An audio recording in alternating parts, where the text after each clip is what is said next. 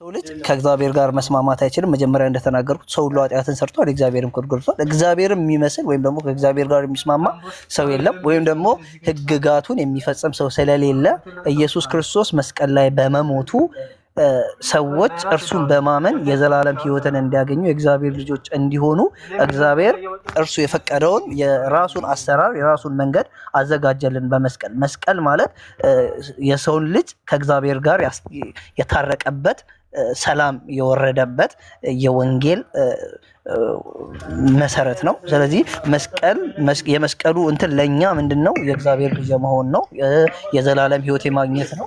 ስለዚህ ኃጢአትን የተሰቀለው ኢየሱስ ክርስቶስ የተሰቀለልኝ አሁን ላለው ለሚመጣውም ከዚህ በኋላም ላለው ለሁሉም ኃጢአቴ ሙሉ በሚል ደረጃ ኢየሱስ ክርስቶስ መስቀል ላይ ፔድ ጨርሶታል፣ ከፍሎልኛል ዋጋ። በአዳም በኩል ያገኘው ኃጢአት አለ? በአዳም በኩል የደረሰብህ ነገር አለ? ለሱ ዋጋ ከፍሎልሃል?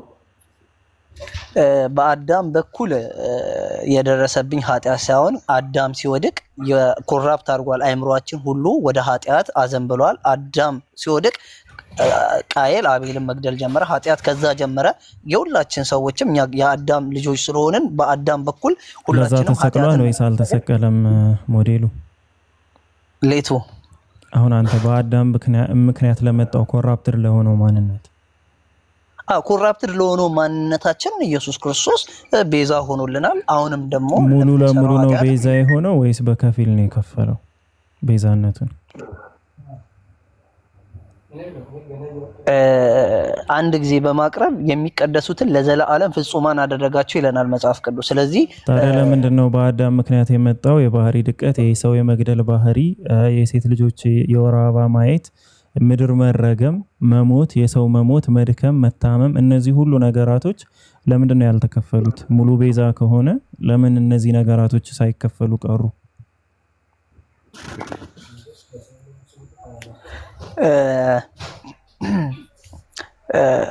እዚህ ምድር ላይ የጥፋት እንትን አለ፣ የጥፋት አምላክ አለ፣ የህይወት አምላክ አለ።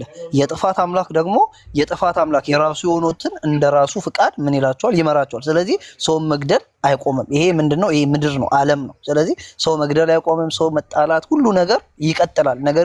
ነገር ግን ይሄ ዓለም ሲያልቅ የዚህ ዓለም ሲያልቅ ሁሉ ነገር ሰላም የሚሆንበት ጊዜ ተስፋ አዳምን የመራው የጥፋት አምላክ ነው የህይወት አምላክ ነው?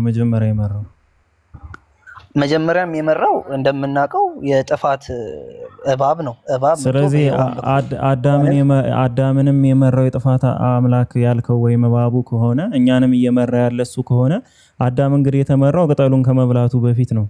ምንድነው አዲስ ነገር የተፈጠረው? ኦሬዲ ከዛ በፊትም ያ አምላክ ያልከው ያሳስታል፣ ከዛ በኋላም እያሳሳተ ነው።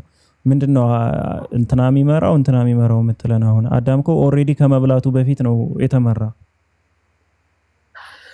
ኖ ከመብላቱ በፊትማ እግዚአብሔር እንደፈቀደለት ከኖርማል ህይወቱን እየኖረ ነበር። ነገር ግን በገነት ማለት ነው። ነገር ግን ከመብላቱ በፊት አይደለም የተመራ? ከመብላቱ በፊት አይደለም የተመራ ማለት በእባቡ ምክንያት የተሳሳተ ከመብላቱ በፊት ነው ወይስ አይደለም? ስለተሳሳተ አይደለ ይበላ? ስላሳሳተው እባቡ ስለተሳሳተ በላ እኮ። አሁንም እባቡ እያሳሳተ ነው። ያኔም ከመብላቱ በፊት አዳምም እያሳሳተ ነው። ስለዚህ አዳምም በእባቡን የተሳሳተ፣ አሁንም አንተ ያልካቸው ነገራቶች በሙሉ በእባቡ የሚሆኑ ከሆነ ኢየሱስ ምንድነው የፈጠረው?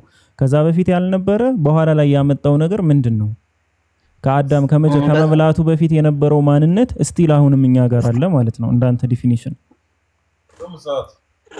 በጣም ጥሩ እንደዛ ሳይሆን አሁን እያልካሉት ያ እባቡ አሁንም ይመራል። ምክንያቱም ገዢ ነው እሱ። ምንድነው? ስልጣን አለው። እባቡ ስልጣን ስላለው ያን ደግሞ በእርሱ ስር ውስጥ ያሉትን በኢየሱስ ክርስቶስ የማምኑትን እንደፈለገ እንደ ፍቃዱ እያዘዘ እየገዛ በእርሱ አእምሮ እንዲመሩና እንዲኖሩ ያደርጋቸዋል። እኛ ክርስቲያኖችን ግን መንፈስ ቅዱስ ስለሚመራን እንደዚህ አይነት ነገሮችን አናደርግም ማለት ነው። ምንድነው የጠየቅኩ?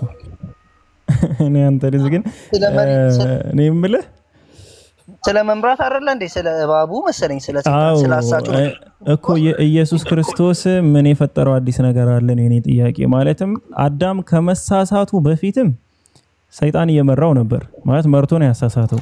እኛንም ደግሞ መርቶ እያሳሳተን ነው እንዳንተ አባባል ማለት ነው። ስለዚህ በአዳም መሳሳት ምክንያት አይደለም የኛ መሳሳት የመጣው ኦሬዲ በሰይጣን መኖር ምክንያት ነው የኛ መሳሳት የመጣው። ስለዚህ እግዚአብሔር ወይም ኢየሱስ እሱን ማጥፋት ከፈለገ ኦሬዲ ሰይጣንን ነው እንጂ ማጥፋት የነበረበት መጥቶ ራሱን ማጥፋት አይደለም የነበረበት። ለምን ልድገምልህ አንዴ ያሆነ አይ ቲንክ ትንሽ እስካሁን ከመጣው አንፃር ታወጫብርህ ይሆናል የሆነ አማርኛና ትንሽ ላስተካክልልህ። ምንድነው እያልኩ ያለሁት አዳም ቅጠሉን ከመብላቱም በፊት ሰይጣን አሳስቶታል። አዳም ቅጠሉን ከበላ በኋላም አቤል ቃየል ምናምን የምትለው እኛ አሁንም ወንጀል የምንሰራው ይሄን ሁሉ ነገር እስቲል አሁንም ሰይጣን እያሳሳተን ነው።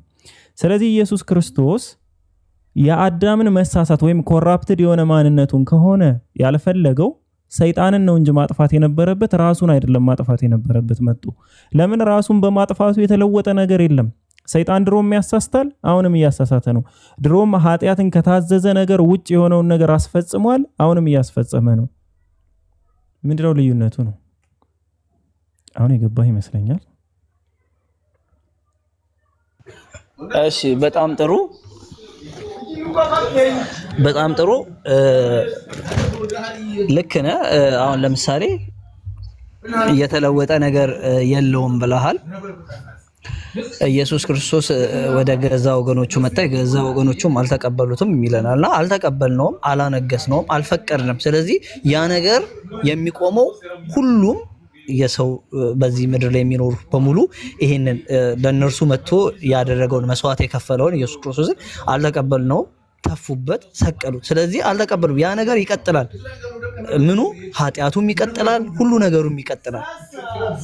ስለዚህ የኢየሱስ ክርስቶስ መምጣት ኪሳራ ነው ለኛ። የኢየሱስ ክርስቶስ መምጣት ኪሳራ ሳይሆን ኢየሱስ ክርስቶስን ለሚያምኑት ምን ለወጠ ከመጀመሪያውም እኮ አዳም እኮ እግዚአብሔርን ቢያምንና ለእግዚአብሔር ቢታመን ኑሮ ከመጀመሪያውም ቅጠሉን አይበላም ነበር። የኢየሱስ ክርስቶስ መሰቀል ምንም አሁን አንተ እንደምታወራው ከሆነ ምንም የለወጠው ነገር የለም። እንደውም ኢቭን ኢየሱስ ክርስቶስ በቃ ሆኖ ማያውቀው ነገር ሆኖ እስከ መገረፍ እስከ መተፋት በጥፊ እስከ መመታት እስከ መሰቀል ደረሰ ምንም ላይ ፈጥር።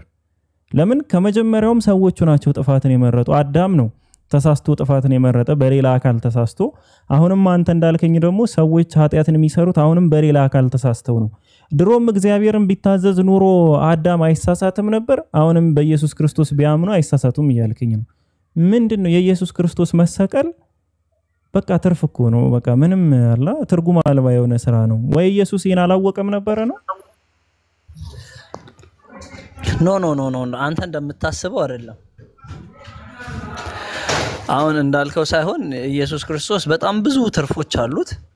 አሁን ለምሳሌ የቱርክ መንግስትን ልውሰድልህ ወይም ደግሞ የዱባይ መንግስት እዛ የሚኖሩ ህዝቦች የዱባይን ህግ አክብረውና ተገዝቶ ስለሚኖሩ እንትኑ መንግስቱ ራሱ የነሱን እንትን ያከብርላቸዋል። አይዲያቸውን የሆነ ነገራቸውን ያከብር። ስለዚህ ያ ነገር የሚቀረው እርሱን ምን አደረጉት? አላነገሱትም። ንጉሳቸው ነው እርሱ በዳዊት ላይ የሚነግሰው ንጉሳቸው ነው። ንጉሳቸው ምን አላሉ? አላነገሱትም፣ አልተቀበሉትም። ስለዚህ ምን ሆነ? ያ ነገር ይቀጥላል። ፍጹም ሰዎች ወደ የእግዚአብሔርን ልጅ ወደ መቀበል አልመጡም። ስለዚህ ይሄ ነገር የሚቆም ሳይሆን የሚቀጥል ነው። ነገር ግን እርሱ ምን አለ? ይሄ ነገር ሰዎችን የሚያስማማ ወይም ደግሞ አንድ ላይ ያረጋቸው ስለሚችል ነገር ግን በዚህ መስዋዕትነት ያመነ የተጠመቀ በኢየሱስ ክርስቶስ የሚያምን የዘላለም ሕይወት እንደሚኖረውና በመጨረሻው ዘመን እግዚአብሔር ተስፋ እንደሰጠው መጽሐፍ ቅዱስ ይናገራል። ኦኬ ግን አሁን አንተ ያልከው ገብቶሃል አለ አንተ እኛን ያልገባና 259 ሰው ነው ያልገባው። አንተ ገብቶሃል አይ ቲንክ። አው እኔ ገብቶኛል እኮ እሱ በመሞቱ እኔ ዘላለም ሕይወት አግኝቻለሁ። እሱ በመሞቱ ሕይወት አግኝቻለሁ። እሱ ሕይወቱን የሰጠው ለራሱ ሳይሆን ለኛው ነው። ምክንያቱም እኛ ከእግዚአብሔር ጋር ለማስታረቅ ኢየሱስ ክርስቶስ በቃ ያሁንም በቃ ተውኩልህ ግን እስከዘጋ ድረስ ዝም ብዬ ላወራህ ብዬ ነው። ኢየሱስ ክርስቶስ ሱሳይድን የፈጸመው ወይስ በሰው እጅ ነው የተገደለው? በፈቃዱ ነው ራሱን በራሱ ነው አሳልፎ የሰጠ ወይስ ሰዎች ወይም ሰይጣን ነው የገደለው?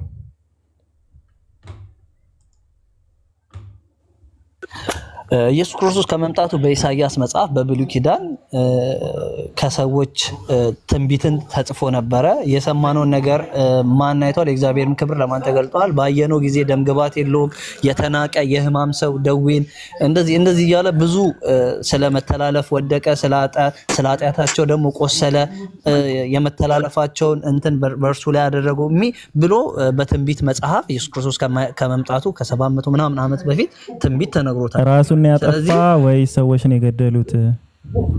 ሞዴሉ ወይ ኢየሱስ ክርስቶስ ራሱን ያጠፋ ወይ ሰዎች ናቸው የገደሉት? ያለ ሐሳቡ ይሄ በትክክል ይሄ የአብ ፍቃድ ነው። አብ ልጁን መስዋዕት እንዲያደርገው ልጁን ላከልን ከሰማይ። ኢየሱስ ክርስቶስ የኢየሱስ ፍቃድ አይደለም? ላከልን የኢየሱስ ፍቃድ አይደለም? ከዛ ኢየሱስ ክርስቶስ ደግሞ ሐሳቡ እንደ መሰለ ነው። አብ ልጁን ሰጠን፣ ልጁ ደግሞ ራሱን አሳልፎ ለኛ ሰጠን እንድንድን መድኃኒት ሊሆን ገብርኤል መጥቶ መድኃኒቱ ያድናቸዋል፣ ከኃጢአታቸው ያድናቸዋል። እሱ ግዴታ እኛ ከኃጢአት ለመዳን ኢየሱስ ክርስቶስ መምጣት አለበት። መጣ፣ ስለ ኃጢአታችን ምን አለ? ሞተልን። ስለዚህ አልደከመህማ ሞዴሉ። መክሊት አሁን መጥቻለሁ እኔ ራሴ መቀጠል እችላለሁ ያለች ነው። ትቀጥል፣ ችግር የለም ወንድሜ። እሺ መክሊት ከመቀጠልሽ በፊት ቆይ አንዴ። እሺ መክሊት ዩቲዩብ ላይ የገባችሁ አዲስ የተለቀቀ ቪዲዮ አለ። አላህ የዓለማት ፈጣሪ ለመሆኑ ላይክ እንደ የትኛውም ሃይማኖታዊ መጽሐፍ ፈጠርኩ እንደ ያደረኩ ሆነ ከሚሉ ነገራቶች ውጪ ለመፍጠሩ ያሳያቸው ወይም ደግሞ ያስቀመጣቸው ተጨባጭ ኤቪደንሶች አሉ ወይ በሚል ክፍል 3 ላይ ደርሰናል። ይሄ የምታዩት ቪዲዮ የዩቲዩብ ነው። ሁላችሁም ፒኬ በቅንፍ ውስጥ ታላቁ አብርሃም በሚል ሂዳችሁ ያስቀመጣቸው ኤቪደንሶች ምንድናቸው፣ እነዛ ነገራቶችን እሱ ለመፍጠሩ ምን አይነት ማስረጃዎችን ሰጠን የሚለውን እየገባችሁ ሁላችሁም እንድታዩ ጋብዛችኋለሁ። ግን ከዚህ ጋር በተጨማሪ አንድ ነገር ልንገራችሁና እሱም ምንድነው VPN ተጠቀሙ ፕሊስ። አሁን እኛ እንግዲህ ይሄ በጣም አድካሚ ስራ ነው በነገራችን ላይ ኤዲት ምናምን ማለት ነው። ስለዚህ እኛም እንድንጠቀም ስታዩ ያያችሁ ሰዎችም ድጋሚ ሂዳችሁ ደስ እንዲለኝ ማለት ነው VPN እያበራችሁ በVPN ተመልከቱት። VPN ስታበሩት እኛ ጋር አሪፍ ይቆጥራል፣ ብር ይሰራል። ሶ እናንተ ጋር የሚቀንሰው ምንም ነገር የለም። VPN እያበራችሁ ለማየት ሞክሩ። መክሊት ቀጥይ። ያያችሁም ደግማችሁ ዩት በVPN። ሰላም እንዴት ነሽ? ሰላም ለሁላችሁም፣ እንዴት ናችሁ? ደህና ናችሁ ወይ? እሺ ስሙ ማን ነበረ? ሞዴሉ። የቅድሙን ጥያቄ ጠየቅኩት እኔ ነኝ። ኢየሱስ ክርስቶስ በመሰቀሉ በመሞቱ እኛ ምን ተጠቀምን የሚለውን ጥያቄ ያነሳሁት እኔ ነኝ። ለሱ ላይ የሰጣቸውን ምላሾች አይቻለሁ። ግን እኔ አሁን ያልገባኝ ኢየሱስ ክርስቶስ ከመሞቱ በፊት በአዳም ምክንያት የመጣብን የኃጢአት ውርስ አለ ብላችሁ ታምናላችሁ አይደለ? ያ የኃጢአት ውርስ ደግሞ ሞት፣ የሴት ልጅ የደም መፍሰስ እንዲሁም ሴት ልጅ ውርሶች ኢየሱስ ክርስቶስ በመምጣቱ ወይም በመሞቱ በመሰቀሉ እነዚህ ነገሮች አልቀሩም አይደለ? ስለዚህ እነዚህ ነገሮች ካልቀሩ ከሰው ልጅ ላይ ካልተነሱ ምንድነው የኛ ጥቅም? ኢየሱስ ክርስቶስ መጥቶ ለምን ሞተ? ኢየሱስ ክርስቶስ ሞቶልሻል ይወድሻል ስትሉኝ ለየትኛው ኃጢአቴ ነው የሞተው? አንዴ ከመቀጠል በፊት ሰላት እየወጣው ነው እኔ እናንተ ቀጥሉ እሺ። በቃ ያላ ግን ደግሞ ከሰው ከአዳም የወረስኩት ኃጢአት አለ ብያለሁ። ምክንያቱም እኔ ላልኖርኩበት ላልተፈጠርኩበት ከዛሬ 2000 ዓመት በፊት አዳም እና ሔዋን በሰሩት ስህተት እኔ ዛሬ ላይ ኤርሊ 20 ላይ ሆኜ የዛሬ 2000 ዓመት ምናምን በፊት የዛያውም የዛሬ 2000 ዓመት በፊት እኮ ኢየሱስ ክርስቶስ የተሰቀለበት ዘመን ነው። እንግዲህ አዳም የተፈጠረው የፍጥረት የሰው ልጅ መጀመሪያ ላይ ነው። ሶ የዛኔ የተሰራ ስህተት ዛሬ እኔ ላይ የኃጢአት ውርስ ይሆንብኛል ብያለሁ በእኔ አመለካከት። በጣም ጥሩ። እኛውን እያልን ያለው አዳም በሰራው አባት በሰራው ልጅ ይቀጣል እያልን ሳይሆን አዳም ሲወድቅ የሰው ልጅ አንድ ላይ ነው የወደቀው የተሳሳተው። ከአዳም ጀምሮ ኃጢአት ጀመረ። አዳም ሲወድቅ ልጁ ቃኤል አቤልን መግደል ጀመረ፣ ጥፋቶች መነሳት ጀመሩ። ከዛ ነው የጀመረው ኖ መርከብ ሰራ ምናምን እያለ ሰዎች ክፉ ሆኑ ማለት ማይንዳችን ነው እኮ የተለወጠው። ማለት አዳም በሰራው መክሊት ትቀጣለች ማለት አይደለም። ስለዚህ መክሊት የሔዋን ወይም ደግሞ የአዳም ዘር ስለሆነች የነሱ ደም ስላለብሽ አንቺ ምንድነሽ ንጹህ መሆን አትችይም በእግዚአብሔር ፊት። ምክንያቱም ህጉን ወይም ደግሞ በእግዚአብሔር ፊት ንጹህ የሚያደርግሽ ነገር የለም። ነገር ግን ኢየሱስ ክርስቶስ በመስቀል ላይ ሞተልሽ አንቺን በእግዚአብሔር ፊት ንጹህ ለማድረግ አንቺን ዳግመኛ ወልዶ የእግዚአብሔር ልጅ ለማድረግ ነው። ተረዳሽ? ኦኬ እሺ ያንተ ምላሽ ይሄ ከሆነ ደግሞ አሁንም የኔ ጥያቄ የሚሆነው በዛው ዙሪያ ላይ ነው። ምክንያቱም ኢየሱስ ክርስቶስ በመሞቱ ኃጢአትሽ ተነስቶልሻል አንቺ የአዳም ዘር በመሆንሽ አለ። ኢየሱስ ክርስቶስ ወይ የሞተው የአዳምን ዘር ኃጢአት ለማንሳት ከሆነ ኃጢአትን እኮ ለልጅ ልጅ ማውረስ ራሱ አስፈላጊ አይደለም። እሱ መሐሪ እሱ ሁሉን ቻይ ጌታ ከሆነ ራሱ ሳይሞት ምድር ላይ መጥቶ በአይሁዶች ሳይሰቃይ እኮ ይቅር ማለት ይችላል አይደል? እግዚአብሔር ሁሉን ቻይ ኤልሻዳይ ነው ይባላል አይደል? ስለዚህ እግዚአብሔር ሁሉን ቻይ ኤልሻዳይ ከሆነ መሞቱ መሰቃየቱ አንደኛ ምንም ያመጣው ለውጥ የለም በሰው ልጅ። እሱ በራሱ ሳይሰቀል ሳይሞት ሁሉን ቻይ ኤልሻዳይ ጌታ እስከሆነ ድረስ ማለት። ስለዚህ አሁንም ጥያቄ የመለስከልኝ መልስ ለኔ መልስ አይደለም። አንደኛ የኃጢአት ውርስ የሚባል ነገር ራሱ የለም መኖርም የለበትም። እሱ ሁሉን ምህረትን እንጂ የኃጢአት ውርስ ሊያወርስ ይችላል። እሺ መክሊት አሁን እኮ እኔ ወረስሽ እያልኩሽ አይደለም። እኔ አሁን ስለራስሽ ኃጢአት ነው ኢየሱስ ክርስቶስ የከፈለው ለእያንዳንዳችን የከፈለው። ሁላችንም ኃጢአተኞች ነን። መጽሐፍ ሲናገር ሁሉም ኃጢአትን ሰርተዋል የእግዚአብሔርም ክብር ጎድሏቸዋል ስለሚል ሁሉም ኃጢአት አንቺ ስለሰራሽው እንጂ ስለ አዳም አንቺ አትጠይቂም። ነገር ግን ኃጢአት የጀመረው ከአዳም ጀምሮ ነው እያልኩሻለሁ። ስለዚህ ከአዳም ጀምሮ ስለጀመረው ኃጢአት አንቺ አባትሽ በሰራው ልጅ አትቀጣም እኮ። ነገር ግን አንቺ በእግዚአብሔር ፊት ንጹህ ነኝ ጻድቅ ነኝ ብለሽ ታስቢያለሽ ወይ ስለሽ አይደለም አላስብም ብለሽኛል። ስለዚህ አንቺ ለምን እኔ አሁን ለምሳሌ ኃጢአትን ካልሰራው እግዚአብሔር ወይም ፈጣሪ የሚለኝን ነገር በትክክል እስካደረኩ ድረስ በህግጋቶቹ እስከተማርኩ ድረስ ነገ ገነት እገባለሁ የሚል ተስፋ አለኝ። ምክንያቱም በፈጣሪ ተስፋ በሰጠኝ ህግጋት ስር እስከሄድኩ ድረስ ማለት ነው። ግን የምቀጣው ስለ አዳምና ሔዋን ወይም ደግሞ ከኔ በፊት ስለነበሩ ትውልዶች የኃጢአት ውርስ ሳይሆን ስለራሴ ውርስ ነው፣ ስለራሴ በደል ነው እንጂ ፈጣሪ በአዳምና ሔዋን የኃጢአት ውርስ የሚቀጣኝ ከሆነማ ምንም ፍትሃዊ አምላክ ሆነ። ምን አለ መሰለሽ እግዚአብሔር ሁሉን ቻይ ሆኖ ቅድም እንዳልሽው ኤልሻዳይ ሆኖ ግን በባህሪው የማይችላቸው ነገሮች አሉ። እነርሱ ምንድናቸው? መዋሸት አይችሉም፣ ከኃጢአት ጋር መስማማት አይችሉም። ኃጢአተኛውን ይወዳል እንጂ ኃጢአትን አይወድም እግዚአብሔር በባህሪው። የእርሱ ማንነት ኃጢአትን የሚወድ አይደለም፣ ኃጢአተኛውን ነው የሚወደው። ቃል ኪዳኑን የሚጠብቅ እንጂ የማይጠብቅ አይደለም። እግዚአብሔር በራሱ በጽድቁ በራሱ በማንነቱ የማይቀበላቸው ወይም ደግሞ የማይችላቸው ነገር እግዚአብሔር ምንድነው? ኤልሻዳይ ነው፣ ሁሉን ይችላል። ነገር ግን ኃጢአተኛውን ይወዳል እንጂ ኃጢአትን መቀበል አይችልም። ምክንያቱም እርሱ ንጹህ ስለሆነ ነው። እና መክሊት እሺ ንጹህ ሆና የእግዚአብሔርን ህግ አሁን 10ቱ ትእዛዝ ተሰጥቶናል። 10ቱ ትእዛዝ የራሱ የሆኑ 623 ነው 620 ምናምን 26 ህጎች አሉ። እነዛን ህግ መጠበቅ ከቻለች መግባት ትችላለች መንግስተ ሰማያት። ንጹህ መሆን ከቻለች ራሷን ካረጋገጠች፣ ካልዋሸች፣ ካልበደለች፣ ካልተመኘች ያ ሁሉ ህግ እሰራለሁ ካልሽ ትችላለች። ነገር ግን ያንን ህግ ሁሉ የሚፈጽም ማንም የለም። እቺ ልጨርስ። ህጉ ምንድነው? ህጉ ፐርፌክሽን ነው። ህጉ ንጹህ ነው። ህጉን ግን የሚሰራ የለም። ሙሴ ህጉን ከእግዚአብሔር እጅ ነው የተቀበለው።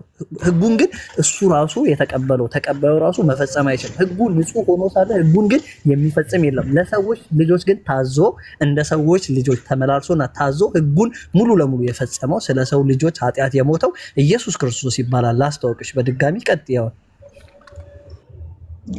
እሺ አሁን አንተ የምትለኝ የመጀመሪያው ነገር ማለት ነው ኢየሱስ ክርስቶስ ስለ ኢየሱስ ክርስቶስ ወይም ስለ ሃይማኖታዊ ነገር ስናወራ የመጀመሪያው ነገር ጥያቄ መረዳት በራሱ የመልስ ግማሽ ነው። እኔ የምጠይቀው ጥያቄና አንተ እየመለስክልኝ ያለው ነገር ጭራሽ የማይገናኝ ነገር ነው። የኔ ጥያቄ ምንድነው? ኢየሱስ ክርስቶስ በመሞቱ በመሰቀሉ የሰው ልጅ ምን ተጠቀመ ነው። ምክንያቱም አዳም በአዳም ጊዜ የመጣብን የኃጢአት ውርስ አለ አይደለ? ያ ሴት ልጅ በምትወልዳለች የደም መፍሰስ መሞት ምናምን። አሁን ክርስቲያኖች በኢየሱስ ክርስቶስ መሰቀል የምታምኑ ክርስቲያኖች አትሞቱም? ትሞታላችሁ። ሴት ልጅ በምጥ አትወልድም? ትወልዳለች። የወራዊ ግዴታዋን ሳታይም ታያለች። ስለዚህ ይሄ ሁሉ ነገር በፊት ከአዳም ጀምሮ የነበሩ ነገሮች ስቲል እስካሁን ድረስ የሚቀጥል ከሆነ ኢየሱስ ክርስቶስ በመሞቱ ይሄ ነገር ለምን አልተቀየረም? ምክንያቱም ኢየሱስ ክርስቶስ ሞተልን ካለን እኮ ኢየሱስ ክርስቶስ ሞቶልሻል ይወድሻል ካልከኝ እኮ በፊት በአዳምና ሔዋን በተረገሙት ነገር ላይ ሔዋን ላይ የደረሰባት ነገር እኔ ላይ ልክ ኢየሱስ ክርስቶስ ከ2000 ዓመት በፊት ሲሞት ከ2000 ዓመት በኋላ ያሉ የሴት ትውልዶች እንዳለ ከዚህ ነገር የጸዱ መሆን አለባቸው። በኢየሱስ ያመኑ አንደኛ መሞት የለባቸውም ነበር፣ ሁለተኛ ሴት ልጅ በምጥ መሰቃየት የለባትም ነበር፣ ሶስተኛ የወራዊ ግዴታ መኖር የለበትም ነበር። ለምን? ኢየሱስ ክርስቶስ ያንን ኃጢያቷን ያንን እርግማኗን አንስቶላታል አይደል? ስለዚህ ካነሳለኝ ለምን ይሄን ሁሉ ነገር እኔ ላይ ደርስብኛል? ኦሬዲ እኮ ኢየሱስ ክርስቶስ መጥቶ ከኃጢያት ውርስ አድኖኛል አይደል? ፈውሶኛል። ሰው ከፈወሰኝ ለምንድን ነው ስቲል ያንን ነገር እንትን የሚለው የሚቀጥለው?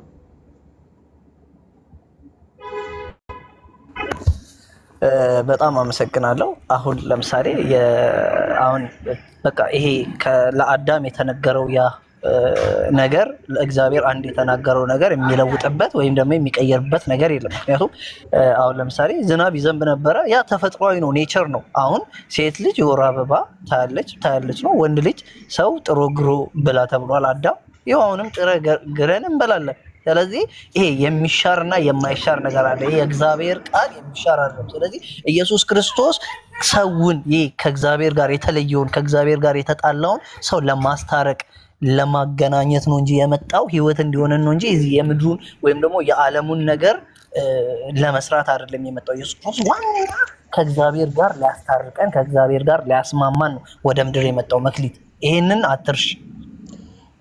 አይደለም የኔ ጥያቄ። ስለዚህ አሁን ያ ከሔዋን የወረስነው እኛ ከሔዋን የወረስናቸው ነገሮች እነዚህ የተረገመችው ነገር እንዳለ ኢየሱስ ክርስቶስ መጥቶ ሲሞትልን ካልዳነ የኢየሱስ ክርስቶስ መሞቱ ከንቱ ነው ማለት ነው። ምንም በቃ እንትን የሌለው ምንም በቃ ፋይዳ የሌለው ነገር ነው። ምክንያቱም መሞቱ ለኔ ጥቅም ከሆነ ለኔ ብሎ ከሆነ ይሞትልኝ ከሔዋን ላይ የነበሩ እርግማኖቹ እንዳለ ከኔ ላይ መነሳት ነበረበት። ይሄ ነገር እንደኔ አመለካከት እርግማን ሳይሆን አንደኛ እኔ የምረዳው ኔቸር ነው። አዎ እስማማለሁ 100%። ግን ደግሞ ይሄ የኃጢአት ውርስ ነው። ኢየሱስ ክርስቶስ መጥቶ ስለሞት በሱ ሞት አንቺ ዳንሽ የሚባለው ነገር እንዴት ነው? እሱ ስለሞተልኝ የዳንኩት ከምንድን ነው? እሺ አሁን ከነዚህ ይሄ ተፈጥሮ ነው ተባለን አይደለም?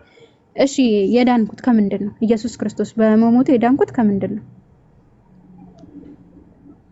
ኢየሱስ ክርስቶስ ንገረኝ። ከዚህ ድነሻል በለኝ። ኢየሱስ ክርስቶስን ስታምኚ ወይም ደግሞ ስትቀበይ የምትድኝበት ከዘላለም ጥፋት ከሞት ትድኛለሽ። አንደኛ ነገር። ሁለተኛ ደግሞ ዘላለማዊ ደስታ ወይም ደግሞ ዘላለማዊ ሰላምን በመንፈስ ቅዱስ በኩል ትቀበያለሽ። ሶስተኛ ደግሞ ከእግዚአብሔር ጋር ታርቀሽ የእግዚአብሔር ልጅ ትሆኛለሽ እና ከእግዚአብሔር ኢየሱስ ክርስቶስ በመሞቱ ብዙ የሰው ልጆች ብዙ ከቁጥር በላይ የሆኑ ጥቅሞችን አግኝቷል እዚህ ምድር ላይ። ስለዚህ አሁን ከሞት ትድኛለሽ አልከኝ። ሌላውን ትቼው ማለት ነው ኢየሱስ ክርስቶስ ስለሞተልሽ ከሞት ትድኛለሽ አልከኝ። ሞትን እሞታለሁ። እሺ ይሄን ደግሞ ስትጠየቁ ደግሞ ሌላ የሰው ልጅ የሚሞተው ሁለት አይነት ሞት ነው፣ አንድ መንፈሳዊና ስጋዊ ሞት ነው ትላላችሁ። ሶ መንፈሳዊ ህይወትን የሰው ልጅ የማይሞት ከሆነ በኢየሱስ ክርስቶስ ያመነ ሰው በክርስትና እምነት ወይም ደግሞ በኢየሱስ ያመኑ ገነትና ሲኦል የሚባል ነገር የለም። በኢየሱስ ክርስቶስ ስላመንክ ብቻ ያሉብክ ወንጀሎች እንዳለ እንደ ወንጀል አይቆጠሩም። ቀጥታ ዳይሬክት ገነት ነው የምትገባው ማለት ነው። ጥሩ ጥያቄ ነው። በኢየሱስ ክርስቶስ በማመኔ እንዳልሽው የመንግስተ ሰማያት እርሱን የምመስል እርሱን በቃ ማለት እርሱን የምመስል ስለሆንኩኝ ወደ መንግስተ ሰማያት ነው የምመጣው። ሌላው ደግሞ አሁን በሞት ባልሽው ነገር ኢየሱስ ክርስቶስ በትንሳኤ ተነስቶልናል። በትንሳኤ በኩር ሆኖ ከሙታን ተነሳ ስለሚል ኢየሱስ ክርስቶስ በትንሳኤ ስለሚነሳ እኛም ደግሞ ትንሳኤ እናምናለን። ትንሳኤ ሙታን ስለምናምን በትንሳኤ ደግሞ እንደምንነሳ እናምናለን። ከዛን ከእግዚአብሔር ጋር ለዘላለም እንኖራለን። ይሄንን ይመስላል። እሺ ስለዚህ አንተ የምትሞተው የዘላለም ሞት ነው። ኢየሱስ ክርስቶስ ደግሞ የሞተልህ የ3 ቀን ሞት ነው። እንደውም 3 ቀን ራሱ 3 ቀን የ3 ቀን ሞት ነው የሞተልን እንበል። ስለዚህ 75% የሆነ ሞት ነው የሞተልህ፣ 25% የሆነ ሞት ነው የሞተልህ። አንተ ደግሞ የምትሞተው 100% የሆነ ሞት የዘላለማዊ ሞት ልትሞት፣ እሱ የ25% ሞት ከሞተልህ ያኔ ግማሽ ክፍያ ነው ይከፈላልክ ማለት ነው። ኖ መክሊት እንዳልሽው ሳይሆን ይሄ አሁን የኔ ስጋ እድሜ ሲደርስ እሞታለሁ አይደል? ይሄ የሞተው ማንነቴ የማይሞትን አካል ለብሶ በትንሳኤ ይሄ የሚደክመው ማንነቴ የማይደክምን ይሄ በቃ ተስፋ የሚቆርጠው ይሄ ግራ የተጋባው ማንነቴ ግራ ሳይጋባ ማንም እግዚአብሔር በሚሰጠው አሰራር ተለውጬ በትንሳኤ አካል እንደገና ከእግዚአብሔር ጋር እኖራለሁ። ልክ እንደ መላእክት ትለወጣላችሁ ስለሚል መጽሐፍ እንደ መላእክት ተለውጬ ከእግዚአብሔር ጋር እኖራለሁ፣ እግዚአብሔርን እያመለኩ ማለት ነው። ምንም አልሸሹም ዞር አሉ ለክ። እሺ ይሄን ጥያቄ እንደው ይሄ አንደኛ መረዳት ያለበት ነገር ቢኖር ኢየሱስ ክርስቶስ በመሞቱ እኛ የሰው ልጆች የተጠቀምነው ምንም ነገር የለም፣ አንዳችም ነገር አለ የምትለው ሞት ራሱ በሞቱ መንፈሳዊ ሞት ሞተልን ካልክ ራሱ የሞተልክ 25% ነው። ሲቀጥል ደግሞ 2000 ዓመት በኋላ ኢየሱስ ክርስቶስ ከ2000 ዓመት በፊት መጥቶ ኢየሱስ ክርስቶስ ከሞተልን ከዛ በፊት የነበሩ ትውልዶች ማን ሞተላቸው? ከዛ በፊት የነበሩት የት ነው የሚኖሩት? ኢየሱስ ክርስቶስ ስለመጣልን እኛ ዳንና ከኢየሱስ ክርስቶስ በፊት የነበሩት? እሺ በጣም ጥሩ ጥያቄ። ከኢየሱስ ክርስቶስ በፊት የነበሩት አህዛብና አይሁዶች በመባል ይታወቃሉ። አይሁዶች የእግዚአብሔር ሕዝቦች ተብሎ ሲጠሩ፣ አህዛብ ደግሞ በራሳቸው መንገድ የተጓዙ ጣዖቶችን፣ ግንድ፣ ዛፍ ያገኙትን ነገር እየሰገዱ ከእግዚአብሔር ርቀውና ሸሽቶ የሚኖሩ ሕዝቦች ናቸው። አይሁዶች ደግሞ በቃል ኪዳን ተሰጥቷቸው በአባቶች ምክንያት በአብርሃም በኖህ እያለ በያዕቆብ እያለ መጥቶ በቃል ኪዳን የሚኖሩ ሰዎች ናቸው። የቃል ኪዳን ልጅ ደግሞ አይሞትም። ስለዚህ መልስ የሚሆነው ምንድነው? በእግዚአብሔር ስር ውስጥ ያሉትን እግዚአብሔር አይተዋቸውም፣ አይለቃቸውም። ስለዚህ አሁንም ቢሆን በዚህ ዘመን ደግሞ ለሁሉም የመጣ መድኃኒት ኢየሱስ ክርስቶስ ነው። አይሁድም የለም፣ ግሪክም አሕዛብም ብሎ ነገር የለም። በእርሱ የሚያምኑት የዘላለም ሕይወት እንዲያገኙ የዘላለም እረፍት እንዲያገኙ ኢየሱስ ክርስቶስ መጥቶ ሞቶላቸዋል። ስለዚህ ይሄ ነው መልስ። ስለዚህ ይቅርታሽ መሳቅ ፈልጌ አይደለም። ስለዚህ ኢየሱስ ክርስቶስ ሳይሰቀልን በፊት ለነበሩ ትውልዶች ሞቶላቸዋል። የሞተላቸው እሺ ለኛ ተሰቅሎ ሞተልን አለን እንደው እንበል ነው። እሺ አልተቀበልኩትም። ግን ከዛ በፊት ያሉትን እሺ በምኑ ነው ያዳናቸው? አሁን እኛ ሞተ ተሰቀለ ከዛ ተተፍቶበት የሰው እንደ ሰው ተረማምዶ እንደ ሰው ተሰቃይቶ ምናምን እኛን አዳነና እሺ ይሁን እንደው ይሁን። ከዛ በፊት የነበሩትን እሺ በምን አዳናቸው? እስኪ ለዚህ ምን ማስረጃ አለክ? መጽሐፍ ቅዱሳዊ ማስረጃ አለ?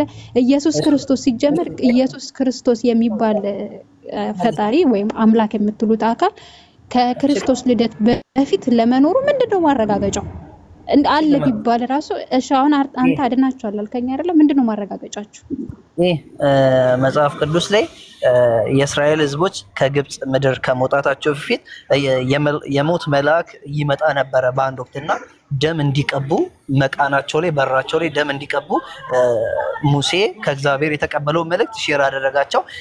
ያ የሞት መልአክ በመጣ ጊዜ ደሙን አይቶ ይሸሽ ነበር እና የእስራኤል ሕዝቦች መስዋዕት የሚባል ነገር አለ። የሰው ልጅ ኃጢአት እነሱ በዛ ዘመን ኃጢአትን ሲሰሩ በግን እርግብ መስዋዕት በማድረግ ኃጢአታቸውን አረ ጥያቄና መልሴ ምንም አይገናኝም። እኔ ያልኩክ ኢየሱስ ክርስቶስ ከመምጣቱ በፊት የነበሩትን ትውልዶች በምን እንዳዳናቸው ማስረጃክ ምንድነው? ወይም ደግሞ ኢየሱስ ክርስቶስ ከመምጣቱ ከመሰቀሉ በፊት አድኗቸዋል የነበሩትን ትውልዶች አልከኛ ከአዳም እስከ ኢየሱስ ክርስቶስ እስኪመጣ ድረስ ያሉ የነበሩትን እነዛን ያዳናቸው በምን ምክንያት እንደሆነ በማስረጃ መክሊት አሁን እኮ እያልኩት አልኩት ኢየሱስ ክርስቶስ እየተናገርኩት ያለው ስለ ኃጢአታችን ሞት አይደለ? ያኔም በኃጢአታቸው ኢየሱስ ክርስቶስ ከመምጣቱ በፊት ዮሐንስ በግ ያቀርቡ ነበር ለኃጢአታቸው መስዋዕትነት ለመዳን ማለት ነው። ከእግዚአብሔር ጋር ለመዳን ከእግዚአብሔር ጋር ለመስማማት መስዋዕትን ያቀርቡ ነበር። ኤቭሪቲንግ ሁልጊዜም ምን ያደርጉ ነበር? መስዋዕትን ያቀርቡ ነበር። ምን ለመዳን። አሁን ደግሞ እሺ ማስረጃ አሳየኝ። አሁን ኢየሱስ ክርስቶስ ከመሰቀሉ ከመሞቱ በፊት ኢየሱስ ክርስቶስ የሚባል አካል ለመኖሩ ራሱ ምን ማስረጃ አለክ? የምፈልገው ማስረጃ ነው። እሺ ኢየሱስ ክርስቶስ ከመሰቀል ወይም ደግሞ ከድንግል ማርያም በሰውነት ከድንግል ማርያም ሁን በሚል ቃሉ ከመወለዱ በፊት ይሄ ኢየሱስ ክርስቶስ የሚባል አካል ለመኖሩ ምን ማስረጃ አለክ?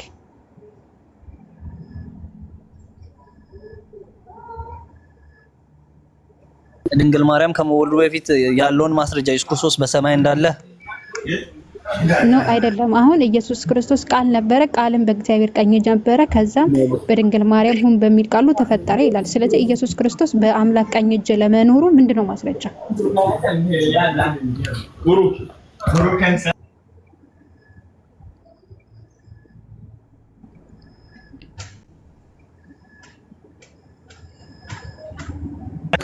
ጥያቄሽ አልገባኝም። እስኪ ድጋሚ ንገሪኝ። ድጋሚ ልንገር። የረበሹኝ ስላለ ነው። ክላስ ውስጥ ስለሆንኩኝ ልጆች የረበሹኝ፣ ዶርም ውስጥ ስለሆንኩኝ ነውማ።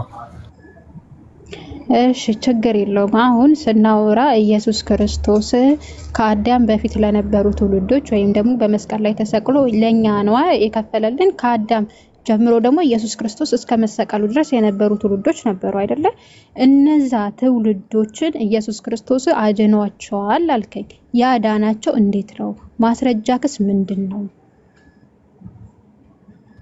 ማስረጃ የመጽሐፍ ቅዱስ ሲሆን ኦሪት ሌዋዊ ኦሪት ዘሌዋውያን አሁን ገብቼ ኮፒ አድርጌ ማምጣት እችላለሁ። ስልኬ ላይ ያለ መስዋዕት ያቀርቡ ነበር ለኃጢያታቸው። በብሉይ ኪዳን የእንስሳትን ደም መስዋዕት ያደርጉ ነበር። ኢየሱስ ክርስቶስ ደግሞ የሰውን ልጆች ሁሉ አንዴ ቆይ ቁም አንዴ። እሺ ቀጥይ። አንዴ እሺ እኔ ልክፈትልክ መጽሐፍ ቅዱስን እኔ ልቀጥልልክ። ምንድነው የፈለከው? እኔ ላውጣልክ። እኔ ልክፈትልክና እንትን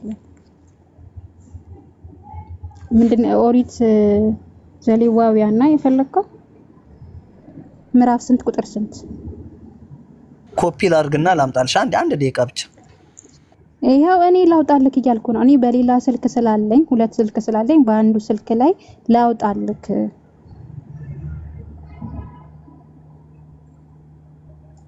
እኔ አውጣላችኋለሁ። የፈለጋችሁት ነገር ካለ ጠይቁኝ። አይ እኔም ላውጣለት እያልኩ ነው። እኔ ሁለት ስልክ ስላለኝ አንደኛው ስልኬ ላይ መጽሐፍ ቅዱስ ስላለ ላውጣልክ እያልኩት ነበር። የት ሄደ?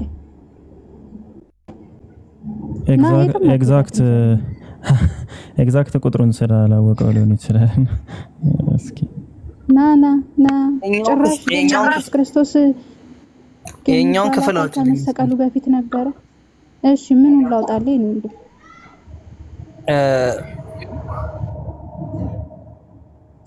ይሄው ፒኬ ያውጣልክ። ፒኬ ምን ልተባበርክ ይያል። እኔ የምተባበርካለሁ፣ ፒኬ የሚተባበርካል። እንደው እንተባበርካለን ብቻ አታ ኢየሱስ ክርስቶስ ከድንግል ማርያም ከመወለዱ በፊት ነበር የሚል ነገር አሳየኝ።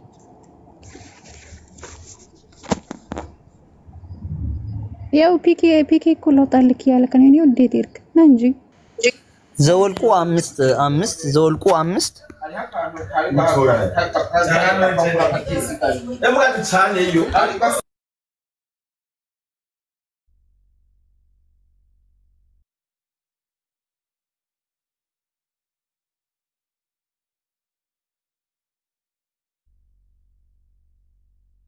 እኔ ስለ ሙሴ መች ጠየቅኩኝ? እኔ የጠየቅኩ እኮ ኢየሱስ ክርስቶስ ተሰቅሎ ሞቶልሻል ይወድሻል አልከኛ። እሺ እኔን ይወደኛል እንደውም በል ነው። እሺ ደግሞ ከኔ በፊት የነበሩት ከኢየሱስ ክርስቶስ በፊት ስለነበሩት እኮ ነው የጠየቅሽኝ አይደል? ከኢየሱስ ክርስቶስ የነበሩ ሰዎች እንዴት ነው የሚድኑት አልሽኝ። ይሄው የሚድኑበት መንገድ በዚህ መንገድ ነው ብዬ እኮ ነው ያመጣውልሽ። እሺ የቱ ጋር ነው አሁን? ከአዳም ጀምሮ ኢየሱስ ክርስቶስ አይደለም የኔ ወደ አንዴ ጥያቄሽን እኮ ረሳሽው እኮማ።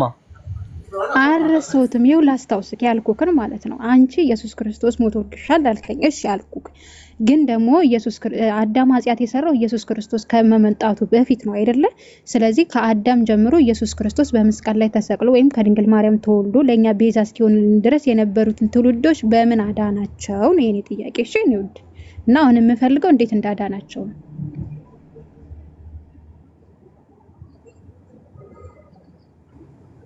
ያላ እሺ አለውኝ ያው በማስረጃ ነገርኝ ባልሽው መሰረት ኢየሱስ ክርስቶስ ከመምጣቱ በፊት ከኢየሱስ ክርስቶስ በፊት ላይ የነበሩትን ሰዎች ያዳነበትን መንገድ በማስረጃ ነገርኝ አይደል? አንቺ ጥያቄ ልክ ነኝ? አዎ ልክ ነህ። እሺ አሁን ያነበብኩት ዘወልቁ 5 ምዕራፍ 5 ቁጥር 5 ላይ ሂድልኝ።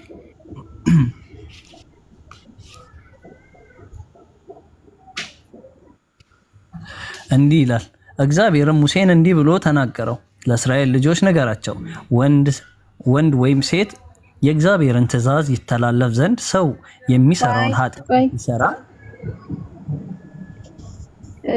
እየዘለልከው ነው የጻፍከው ነገር የምታነብው። ይሄ ከአሁን ስክሪኑ ላይ ያለውን ከሆነ እየዘለልከው ነው። እሺ እኔ ወደስ ተከክል አንብበው እንድንግባው።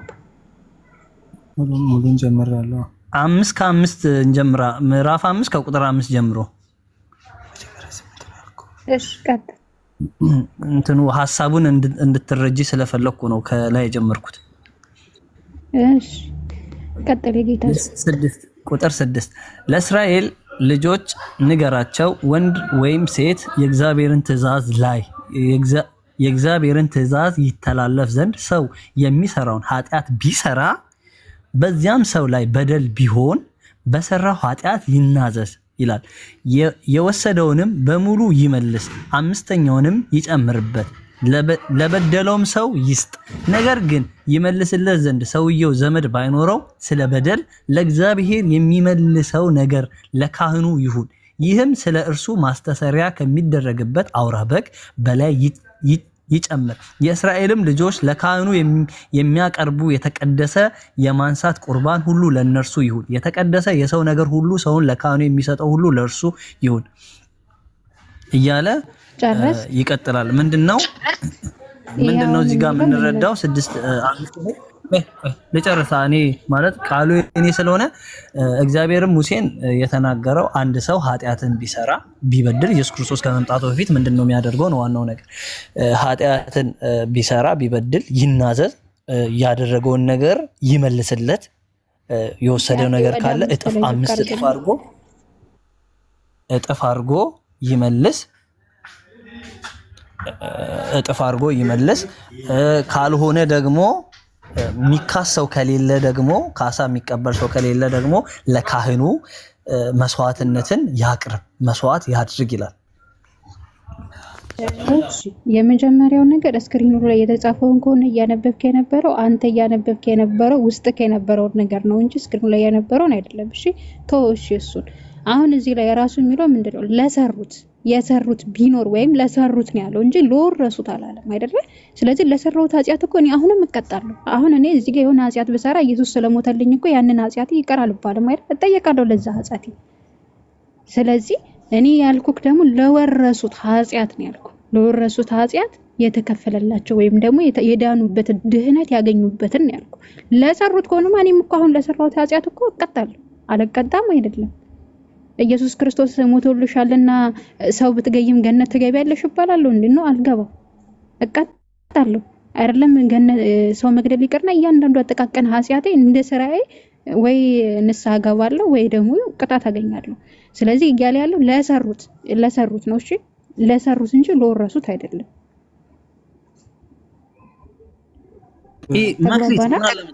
አሁን የኔ ጥያቄና ያንተ መልስ ጭራሽ አንድ ላይ የሚሄድ አይደለም።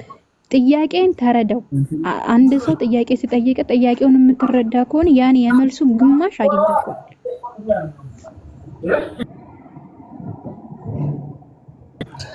አዎ ማለት ከኢየሱስ ክርስቶስ በፊት የነበሩ ሰዎች ኃጢአታቸውን መስዋዕትነት ደም ያፈሱ ነበር። ያ ነገር ሰዎችን ፍጹም አላደረጋቸውም፣ ንጹህ አላደረጋቸውም። ዛሬ ሰርቶ ነገ መስዋዕትነት ያቀርባል፣ ከነገ ወዲያ ኃጢአትን ይሰራል። ነገር ግን ኢየሱስ ክርስቶስ ግን በዛ በተቃርኖ አንድ ጊዜ በማቅረብ ሰዎችን ሁሉ ንጹህ ለማድረግ ነው። ስለዚህ በፊት የነበሩ ሰዎች በቃል ኪዳን አሁን ነቢያቶች በቃል ኪዳን በእግዚአብሔር ዘንድ ይድናሉ፣ መንግስት ይገባሉ። ምክንያቱም እነርሱ ኪዳን ተገብቶላቸዋል። እግዚአብሔር ለነሱ ኪዳን ገብቶላቸዋል። እንዲሁ ደግሞ ለእስራኤል ህዝቦች ደግሞ መስዋዕትነትን በካህናት በኩል መስዋዕትነትን ለኃጢአት ዕለት ኃጢአታቸውን ደም እያፈሰሱ ንስሐ ይገቡ ነበር፣ የእንስሳ ደም እያፈሰሱ ማለት ነው። ስለዚህ እነርሱ በዛ መልኩ ይድናሉ ማለት ነው። ኢየሱስ ክርስቶስ ደግሞ ዕለት ደም እንዳታፈሺ ዕለት መስዋዕትነት ሳታቀርቢ እርሱን በማመን ከእግዚአብሔር ጋር ታርቀሽ የዘላለም ህይወት ታገኛለሽ ማለት ነው። ይህ እንዴት አዲስ ይሆንብሻል? ይኸውልህ አሁን ኃጢአት እየገቡ ንስሐ እየገቡ ምናምን ላልከው ኢየሱስ ክርስቶስ ራሱ በማቴዎስ 33:13 ላይ አምላክ ንስሐ ኢየሱስ ክርስቶስ ንስሐ ገባ ይላል። ስለዚህ ኢየሱስ ራሱ ንስሐ ገብቷል አይደለም? የሰው ልጆች አይደለም እኛ ተራ ፍጥረቶች ማለት ነው። ስለዚህ አሁን እኔ የመጀመሪያ የጠየቅኩ ነገር ምንድነው ኢየሱስ ክርስቶስ ከአዳም ጀምሮ እስከ ክርስቶስ ድረስ የነበሩ ትውልዶች ኢየሱስ በምን አዳናቸው? ያኔ ይድነዋል አልከኝ፣ ይድናሉ ካልከኝ በምንድን ወይስ ከአዳም ጀምሮ ኢየሱስ ክርስቶስ እስኪ ሞቶ እስኪ ሰቀል ድረስ የነበሩ ትውልዶች እንዳለ የእንትን ነበሩ የእሳት ነበሩ ማለት ነው? እና አብርሃም እና ያዕቆብ እያንዳንዱ ከኢየሱስ ክርስቶስ በፊት የነበሩ ታላላቅ ነቢያቶች አሉ። ኖህ አለ፣ አብርሃም አለ፣ ሙሴ አለ። እነዚህ ሁሉ ነቢያቶች የእነዚህ ሁሉ ትውልዶች እንዳለ የገሃነም ናቸው ካልከኝ ታላቁ አብርሃምም ወይም ደግሞ አብርሃምም የገሃነም ነው፣ ያዕቆብም የገሃነም ነው፣ ዮሴፍ እያንዳንዱ ነቢያቶች የገሃነም ናቸው። ከኢየሱስ ክርስቶስ በኋላ የመጡት ናቸው የገነት ካልከኝ ኢየሱስ ክርስቶስ በኋላ ያለን ትውልዶች እኛ ነን፣ እኛ ብቻ ነን የገነት ማለት ነው። እኔ አሁን እየተረዳሁት ያለሁት እንዴትም ብለህ ብታስረዳኝ የጥያቄ መልስ አልሆነልኝ። ይቅርታ።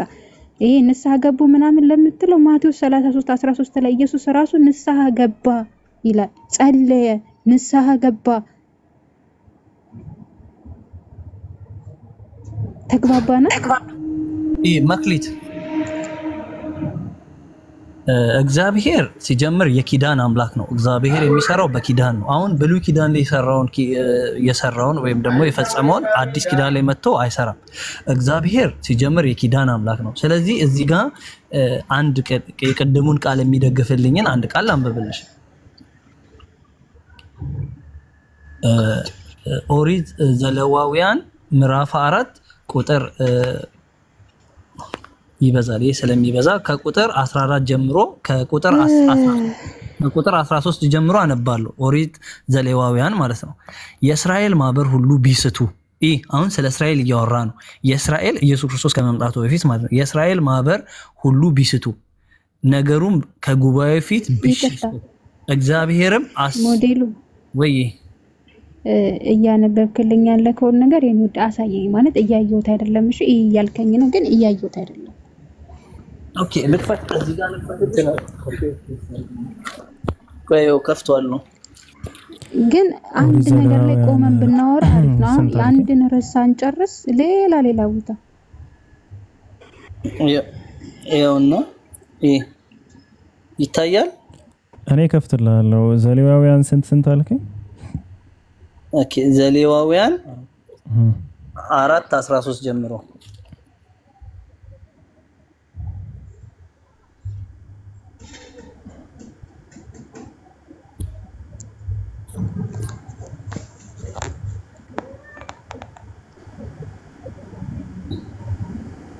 ላምብላችሁ። አረኔ ማነበዋለሁ። እንዲም ቢበድሉ የሰሩት ኃጢአት ሲታወቅ ጉባኤ ስለ ኃጢአት መስዋዕትነት ወይፈንን ያቀርባሉ ወደ መገናኛው ድንኳን። የኔ ወድ አሁን እኮ ያወራነው ነገር የተጠያየቅነው ነገር እኮ እንዳለ ከዚህ ጋር ምንም የሚያገናኘው ነገር የለም። ምንድነው ከዚህ ጋር ለምንድነው አንድ ነገር ላይ ቆመህ ያችን ነገር አስረድተህ ጨርስ ወደ ሌላ የምትሄደው?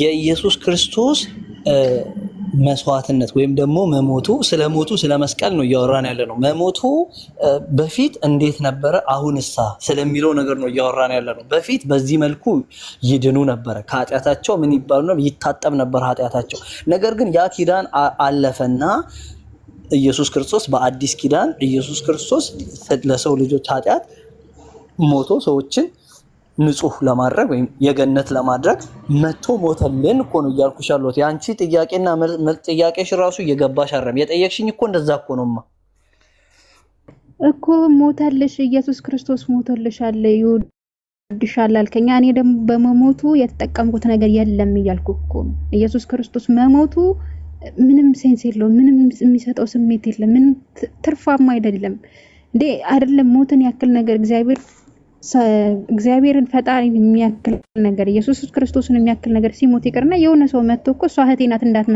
እንዳትመታት ብሎ ሲከላከልልኝ እንትን አለው አይደለ? የሆነ ጥቅም አለው። የዛን ሰው ታላቅነት የዛን ሰው ለኔ ምን አይነት ሪስፔክት እንዳለው የማይበት ነገር አለ።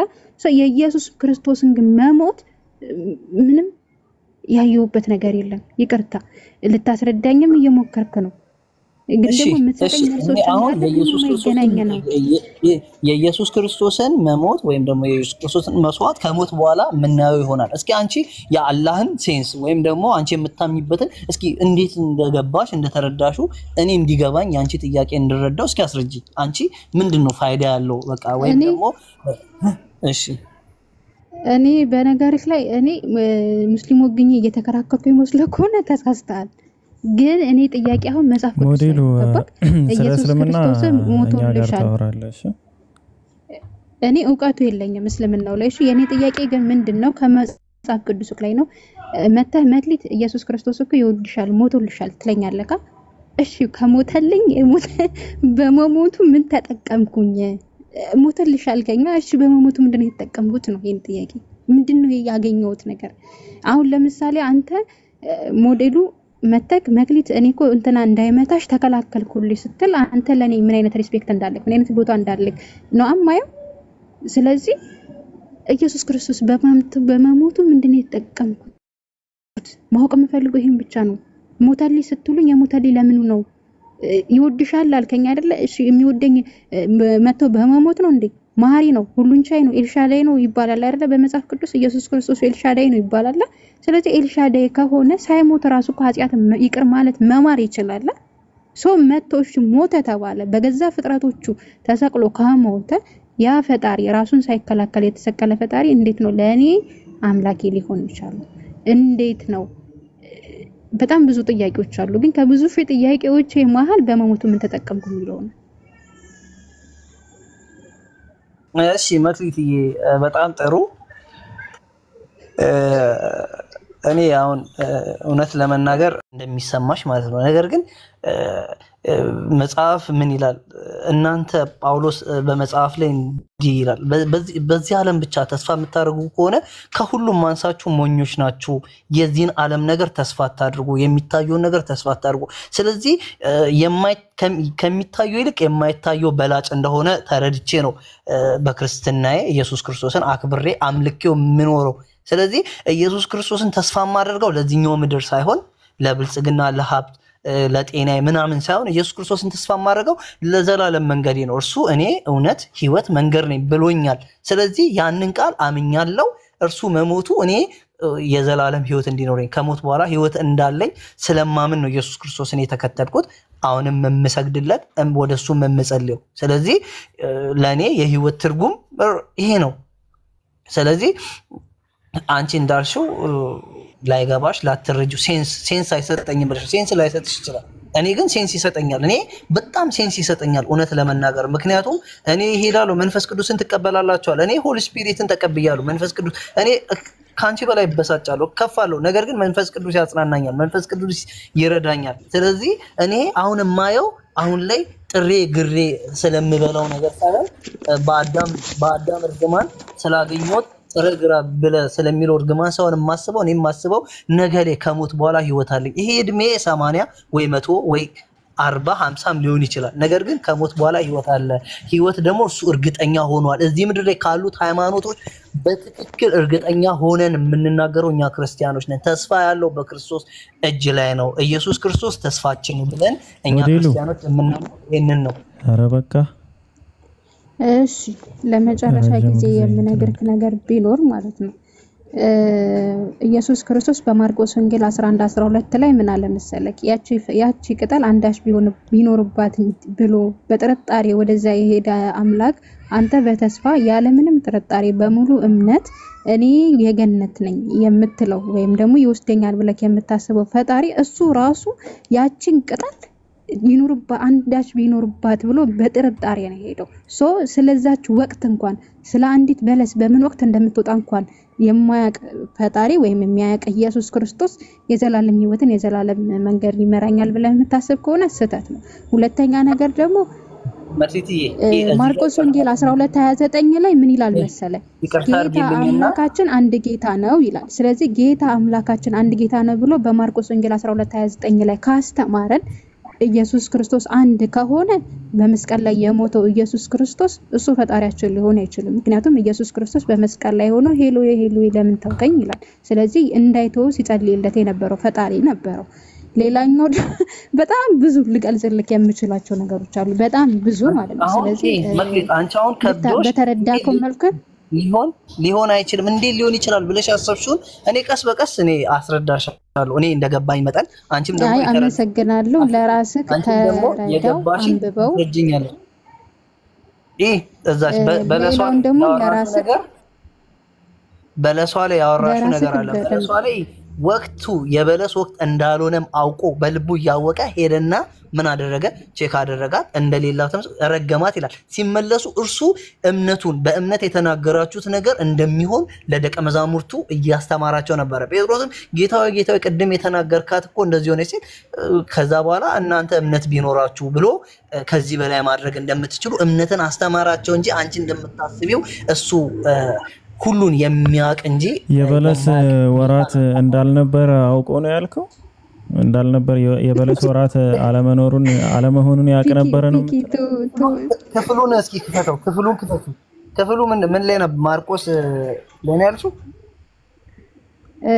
ልንገርክ የበለስ ወቅት አለማወቁ ምን ላይ ነበር ማርቆስ ወንጌል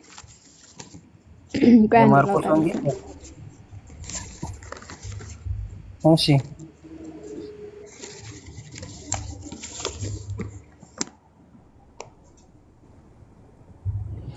11-12 በማግስቱም ከቢታንያ ሲወጡ ተራበ ይላል ቅጠልም ያላት በለስ ከሩቅ አይቶ ምናልባት አንዳች ይገኝባት እንደሆነ እሺ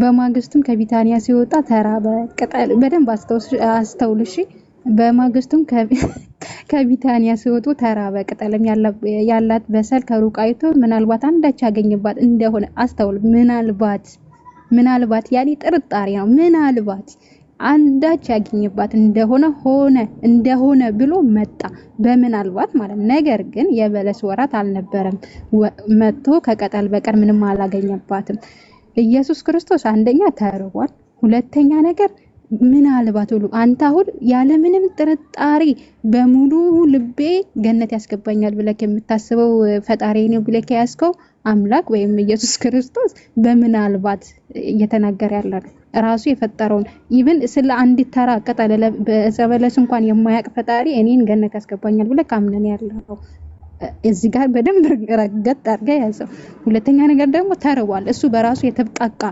ብቁ ከሆነ ከሁሉም ነገር የተብቃቃ ያለው የሚችል ከሆነ እንዴት ይራባል እሺ በላው እንበል እንደው አገኘባት እንበል የበላው ነገር ወዴት እንደምንሄድ እናውቃለን አይደል ከጉሮሮ ያለፈ ወዴት እንደምንሄድ እናውቃለን ስለዚህ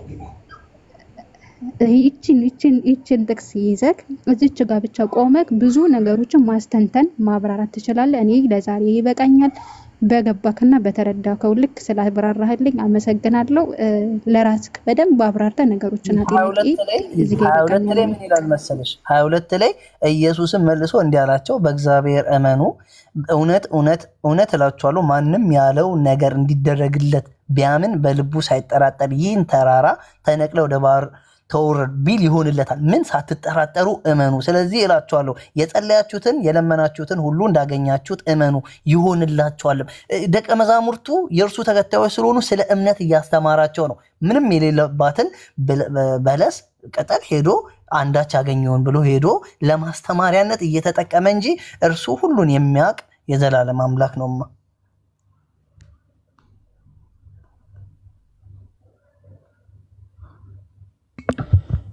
እሺ ለማንኛውም ቀደም ስታወራ ማለት ነው አይ ቲንክ መክሊት የጨረሰች ይመስለኛል ይሄንን እንተውና ቀደም ግን በብሉይ ኪዳን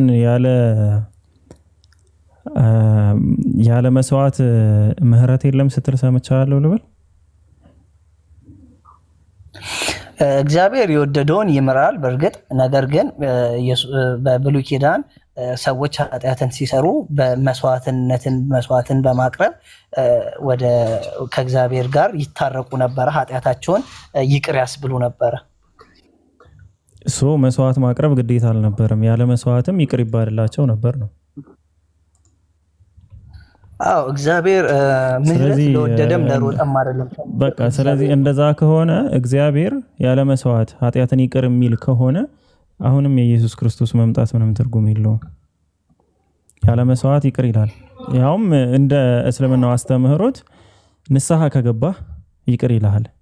እዚህ ጋር አውቀው ለተሰሩ ኃጢያቶች እግዚአብሔር ንስሐ አዳም ከበላው ቅጠል በላይ ያው ዳዊት የደፈራት ሴትና ያስገደለባትን ባሏን ያስገደለባትን ኖርማሊ ይቅርታን ያደረገለት መስዋዕት አላስከፈለው ምን አላለው በግረድ አላለው ምንም ነገር አላለው። እዚህ ትንቢተ ኢሳይያስ ላይ ምዕራፍ 55 ቁጥር 6 ጀምሮ ስታነበው እንደዚህ ይላል እግዚአብሔር በሚገኝበት ጊዜ ፈልጉት ቀርቦም ሳለ ጥሩት ክፉ ሰው መንገዱን በደለኛ ሐሳቡን ይተው አለ ወደ እግዚአብሔርም ይመለስ እርሱም ይምረዋል ይቅርታውም ብዙ ነውና ወደ አምላካችን ይመለስ ይላል። ስለዚህ እግዚአብሔር እንዲምርህ አንደኛ በደለኛነትህንና ክፉ ሐሳብህን መተው ነው። ሁለተኛ ወደ እግዚአብሔር መመለስ ነው። መመለስ ማለት መጸጸት ነው። ተውባ እንለዋለን እኛ መመለስ ማለት ነው ተውባ። ይምረዋል ይቅርታውም ብዙ ነውና ወደ አምላካችን ይመለስ ይላል። ሐሳቤ እንዳሳባችሁ አይደለም መንገዳችሁም እንደ መንገዴ አይደለምና ይላል እግዚአብሔር ይላል። ስለዚህ እግዚአብሔር አንድ ሰው አጥፍቶ ይቅርታን ከጠየቀ ይማርለታል። ግንስ ያለ አንኢንቴንሽናሊ የሆነ ኃጢያትን ከሰራ መስዋዕትን ያቀርባል። አንኢንቴንሽናሊ ማለት ሳያስበው ለሰራቸው ኃጢያቶች ለነሱ መስዋዕትን ያቀርባል። እንደ ዳዊት አይነቱ ግን ሆን ብሎ ፈልጎ ቤርሳቤን ለደፈረ ሰው ኦሪዮን ባሏን ያስገደለ ሰው ይቅርታ ጠየቀ። ሁለተኛ ሳሙኤል ላይ ምዕራፍ 12 ላይ ይቅርታውን ተቀበለው። ያውም ይቅርታ የጠየቀ ነብዩ ማን ነበር? ነብዩ መጥቶ እሱን ስለወቀሰው ነው። እንዴት ታደርጋለህ ምናምን እንደዚህ እንትኖችን ሰጥቶታ አሁን ምሳሌ ኪዳን ላይ ምሳሌ ነግሮት እኮ እሱም ደግሞ ማቅ ለበሰ አመድም ነሰነሰ ልብሱንም ቀደደ። ምንድነው እሱ እኮ ኪንግ ነው። ዳዊት ኪንግ ሆኖ በእግዚአብሔር ፊት ተንበርክኮ ንስሐ ገባ። ስለዚህ እግዚአብሔር እንትን ይላል ያዳላል ማለት ነው። ለንጉሶች ሲሆን ዝም ብሎ በንስሐ ይቀበላል። ለሌላ ሰው ሲሆን ደግሞ መስዋዕት ይጠይቃል ነው ይያልከኛ ያለው። አንደኛ በሙሴ ሕግ መሰረት አመንዝራና አመንዝራይቱ በሙሴ ሕግ መሰረት ተወግረው ነው የሚገደሉ። ዳዊት አልተወገረም። እግዚአብሔር ለሱ ሲል ሕጉን ሻረለት። አንድ ይነዝ። ሁለተኛ ዳዊት ለእግዚአብሔር በዚህ ምድር ላይ የቀጣውን ቅጣት ታስተውሳለህ? ምንድን ነበር የቀጣው? ይሄን በመስራቱ ማን ለእግዚአብሔር የቀጣው? ዳዊት ለእግዚአብሔር ምን ነበር የቀጣው? ያንን ሞቱን በከንቱ ላለማድረግ ሲባል እነዚህ ሁሉ ነገራቶች ክሬት ተደረጉ። በቃ የሞተው በከንቱ ነው እንዳይባል ትርጉም አልባ ሞት ሞተ ኢየሱስ እንዳይባል የውርስ ኃጢያት ሚለው መጣ። ለኃጢያት የሰው መስዋዕት እግዚአብሔር እኮ የወንድና የሴቶች ልጆቻችሁን መስዋዕት አልቀበል እጸየፋለሁ እኮ ነው የሚለው ብሉይ ኪዳን ላይ። አጸያፊ ብሎ የገለጸው እኮ የልጆችን መስዋዕት ነው። የሴት ልጆችና የወንድ ልጅ መስዋዕት። የሰውን መስዋዕት እኮ አይቀበልም። እንዴት ነው ሰው ሆኖ ልጁን ሰው አድርጎ የሚገለው? እንዴት ነው የልጁን የሰው መስዋዕት የሚቀበለው? መጀመሪያ የሰው መስዋዕት አልቀበልም ብሎ ከዛ በኋላ እንደገና የሰው መስዋዕት ተቀበለ። እና ለማንኛውም ምን እላለሁ መሰለ ሞዴሉ አሪፍ ቆይታ ነው የነበረን። አሪፍ ጊዜ የነበረን ብዙ ነገር እንዳየን ተስፋ አደርጋለሁ። እስልምና ላይ ጥያቄ ካለ ልፍቀድልህና ጥያቄን አቅርብ። ጥሩ ነው። ያው ባህሪህ በጣም ደስ ይላል። በነገራችን ላይ ሳልነግርህ አላልፍም። ታስጮኸኝ ነበር ግን ያልጮህኩት ያው አንተ ጮኸ ስለሆንክ ምንም ሳልጮህ ማለት ነው። ስለዚህ እሺ ፒኬያችን በጣም ደስ ብሎኛል። ያው ስላወራሁት እኔም ከናንተ ብዙ ማገኘው ዕውቀት ይኖረኛል። ያው እኔ ለመማማር ነው የገባሁት። እውነት ለመናገር በጥሩ መንፈስ ነው የገባሁት። ሞር ሌላ ጊዜም ደግሞ እንወያያለን። አሁን እራት ልበላ እየወጣው ነው። ሌላ ጊዜ እንገናኝ። የሆነ ነገር ላለው ብዬ ነበር ጠፋኝ። በቃ ወዳችኋለሁ። ከኔ በላይ ደግሞ ኢየሱስ ይወዳችኋል። ምን እንደው ነገር ጠፍቶብኛል። እንገናኛለን። እሺ ኢየሱስን እንወደዋለን፣ እናከብረዋለን። በጣም ነው የምንወደው፣ በጣም ነው የምናከብረው። አንተም ጥሩ ጸባይ ነው ያለ። ግባ፣ ጠይቅ፣ እንጠያየቃለን። መልካም ጊዜ። እሺ ቴንክ ዩ ባሉቻ። መልካም ጊዜ ይሆንልህ። እንብላ እንኳን አላልክም። ይሁን እስኪ ገና አልደረስኩም ገና የምራ ችግር የለውም። በመንፈስ አንተ ጋር ነኝ። ይመቻችሁ፣ በቃ ይመቻችሁ። እሺ አባ ፎሎ አድርግ። ያው እከፍታለሁ ሁሌ ማታ ብቅ ማለት ትችላለህ። በተለያዩ ርዕሶች ጥያቄ ካለ እሺ ጥያቄ ካለ መጠየቅ ትችላለሽ ስትመጣ ማለት ነው። በቃ አንድ ጥያቄ አለኝ። እሷን ጥያቄ ሁለታችሁም እንድትመልሱልኝ ፈልጋለሁ። ምንድነው አሁን ነው ወይስ ስትመለስ? በቃ ወይ ስመለስ እገባለሁ፣ ካልሆነ ሌላ ጊዜ ይሆናል። እሺ ካለው እናስተናግዳለን። እሺ መልካም ጊዜ ሞዴሉ ፎሎ መልሽ ይላል። እሺ አመሰግናለሁ።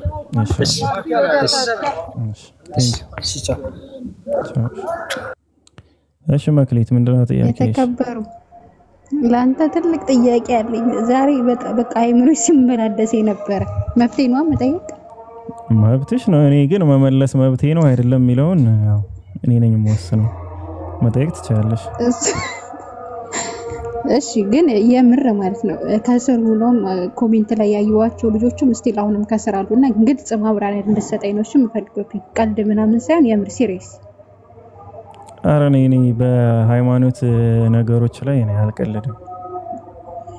እሺ በጣም ጥሩ። አሁን ለምሳሌ ምናምን ራሱ አያስፈልገውም። ቀጥታ ጥያቄው ምንድነው ሙስሊም የሆነ ሰው ወይም ደግሞ አንድ በእስልምና እምነት ስር ያለ ሰው በእስልምና የማያምኑት ሰዎችን ወንድሜ ማለት የማይችለው ለምንድነው? ግልጽና ግልጽ የሆነ ማብራሪያ ፈልጋለሁ። ቀንም ሙሉ ሃይምሮ ውስጥ ጥያቄ ፈጥሮብኛል። የሆነ ቪዲዮ አይቻለሁ ላይቭ ላይ የተነገረ ቪዲዮ ነው። የሱ ቁራጭ ቪዲዮ ተፖስቷል።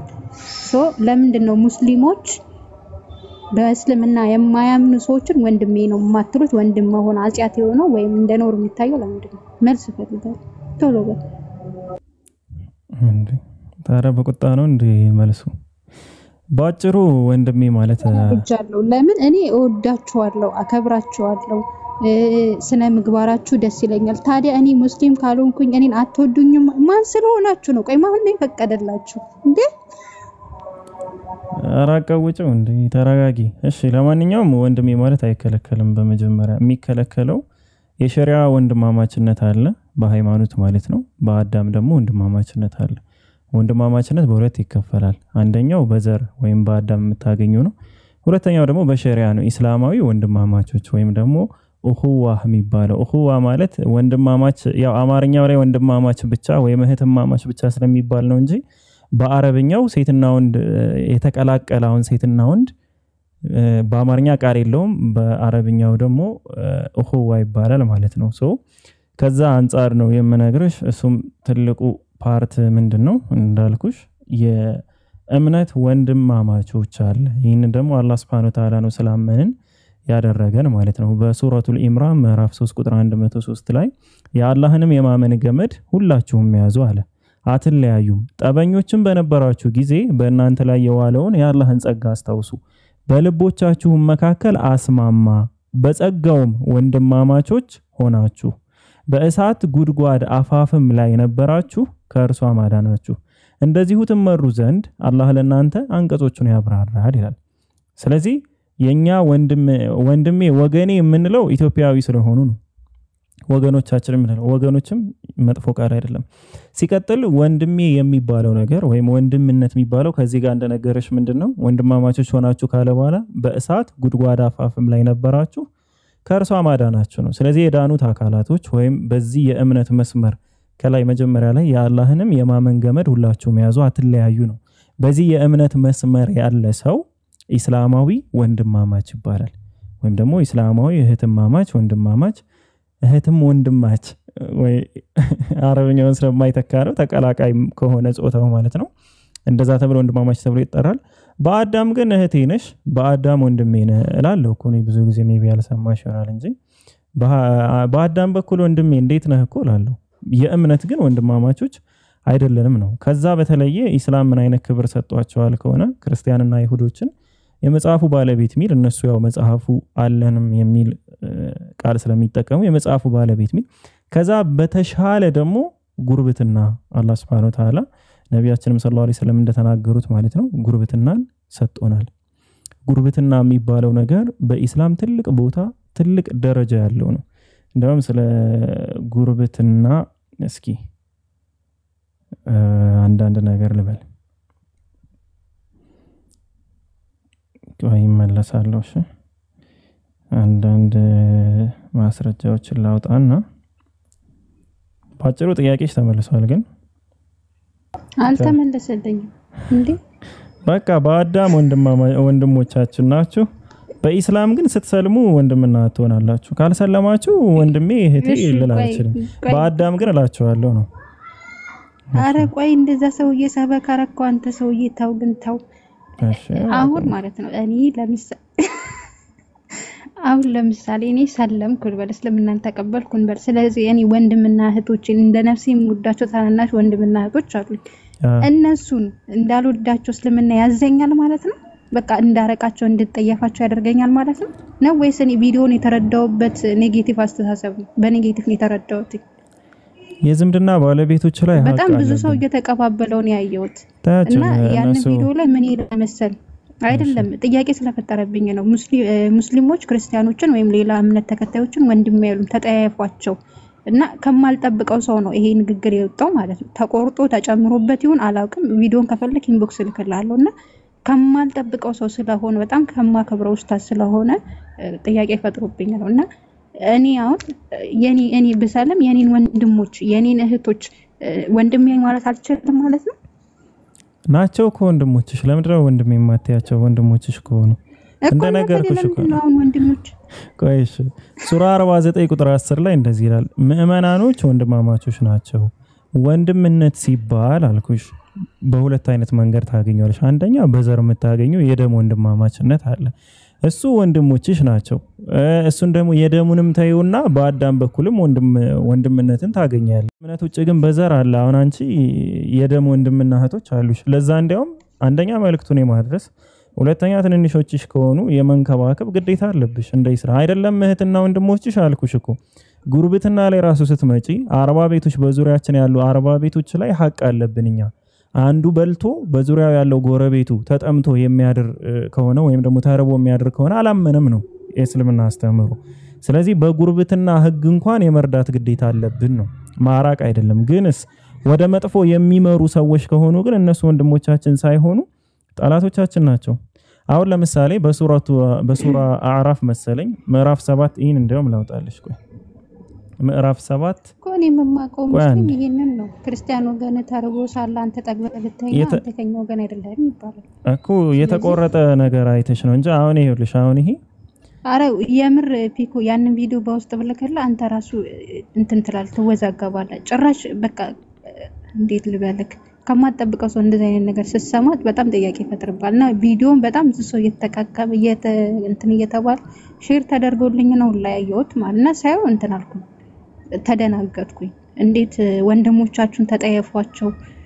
ክርስቲያን በእስልምና በላይ ላይ ለላ ገመድ ያልተሳሰሩ ወንድሞቻችሁን ተጠየፏቸው ወንድሜ አይባልም ምናምን ሲባል እንዴት ይሄ ነገር እንዴት ነው? እኔ የተረዳሁት ኔጌቲቭ አስተሳሰብ ነው። አሁን የራሴ ላይ ጥያቄ ስለፈጠረብኝ ትክክል።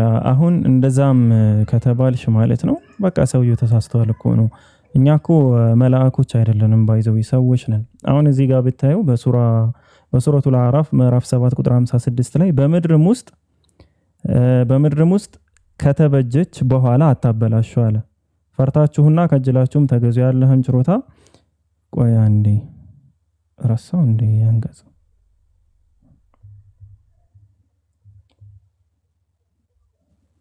ቆይ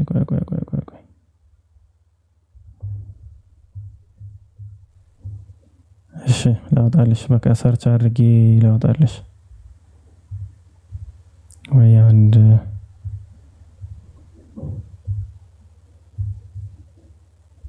ይሄው እሺ ቁጥር 65 ላይ ነው ያለ። ቁጥር 65 ላይ ምን ይላል መሰለሽ? ወደ አድም ይላል። አድ ማለት የአድ ህዝቦች ናቸው። እነዚህ ባይዘው እነዚህ ህዝቦች የጠፉ ህዝቦች ናቸው፣ ማለትም ከሃዲያን ናቸው። ወንድማቸውን ሁድን ላክን ነው የሚል። ወንድማቸውን ብሎ ነው የገለጸው ሁድን። ወንድምነቱ በምንድን ነው? የአንድ ዘር፣ የአንድ ቤተሰብ፣ የአንድ ሀገር ሰው ስለሆኑ ወንድማቸውን ሁድን ላክን። ወገኖቼ ሆይ አለ አላህን ተገዙ፣ ከእርሱ ሌላ ምንም አምላክ የላችሁም፣ የአላህን ቅጣት አትፈሩም ምን አላቸው ይላል። ወደ ማን? ወደ አድ ህዝቦች ማለት ነው። ወንድማቸውን ሁድን ላክን ይላል። ወንድማቸውን ብሎ የሚገልጸው አላህ Subhanahu Wa Ta'ala ነው፣ ሌላ አካል አይደለም። ምዕራፍ 11ም ቆይ አንዴ ምዕራፍ 11 ወይ እዚህ እንኳን ቆይቼ ነው የምደርሰው፣ በጊዜ አልደርስም። በዚህ ልጻፈው ቁጥሩን አይ ቲንክ 84 እሺ እዚህ ጋርም ምን ይላል መሰለሽ ወደ መዲየንም ህዝቦች ምዕራፍ 11 ቁጥር 84 ላይ እነዚያው ምልሽ የተቀጡ ህዝቦች ናቸው እሺ በኢአማኝነታቸው ወደ መዲየንም ህዝቦች ወንድማቸውን ሹዓይብ ላክን ይላል ነቢያትን እንኳን ወንድማቸውን ብሎ ነው የነገራቸው ግን ነቢያት ግን ወንድሞቼ ያሉ አይደለም ሲያወሩ የነበረ ምን ይያሉ ነው ህዝቦቼ ሆይ ወገኖቼ ሆይ ለምን ወንድሜ የሚለው ቃል እዚህ ጋር አላህ Subhanahu Wa Ta'ala የተጠቀመው በዘር እንጂ በእምነት አይደለም እነሱ ደግሞ እየሰበኩ ያሉት ስለ እምነት እንጂ ስለ ዘር አይደለም ስለዚህ ህዝቦቼ ሆይ አላህን ተገዙ ከእርሱ ሌላ ለእናንተ አምላክ የላችሁም ይላል ሶ የሆነ ሰው አለ ከተባለ ተቆርጦ ካልወጣ በስተቀር አንደኛ እንደዛ አይነት ነገሮች አይናገሩ ማለት ነው ተቆርጦ ካልወጣ በስተቀር በሁለተኛ ደረጃ ደግሞ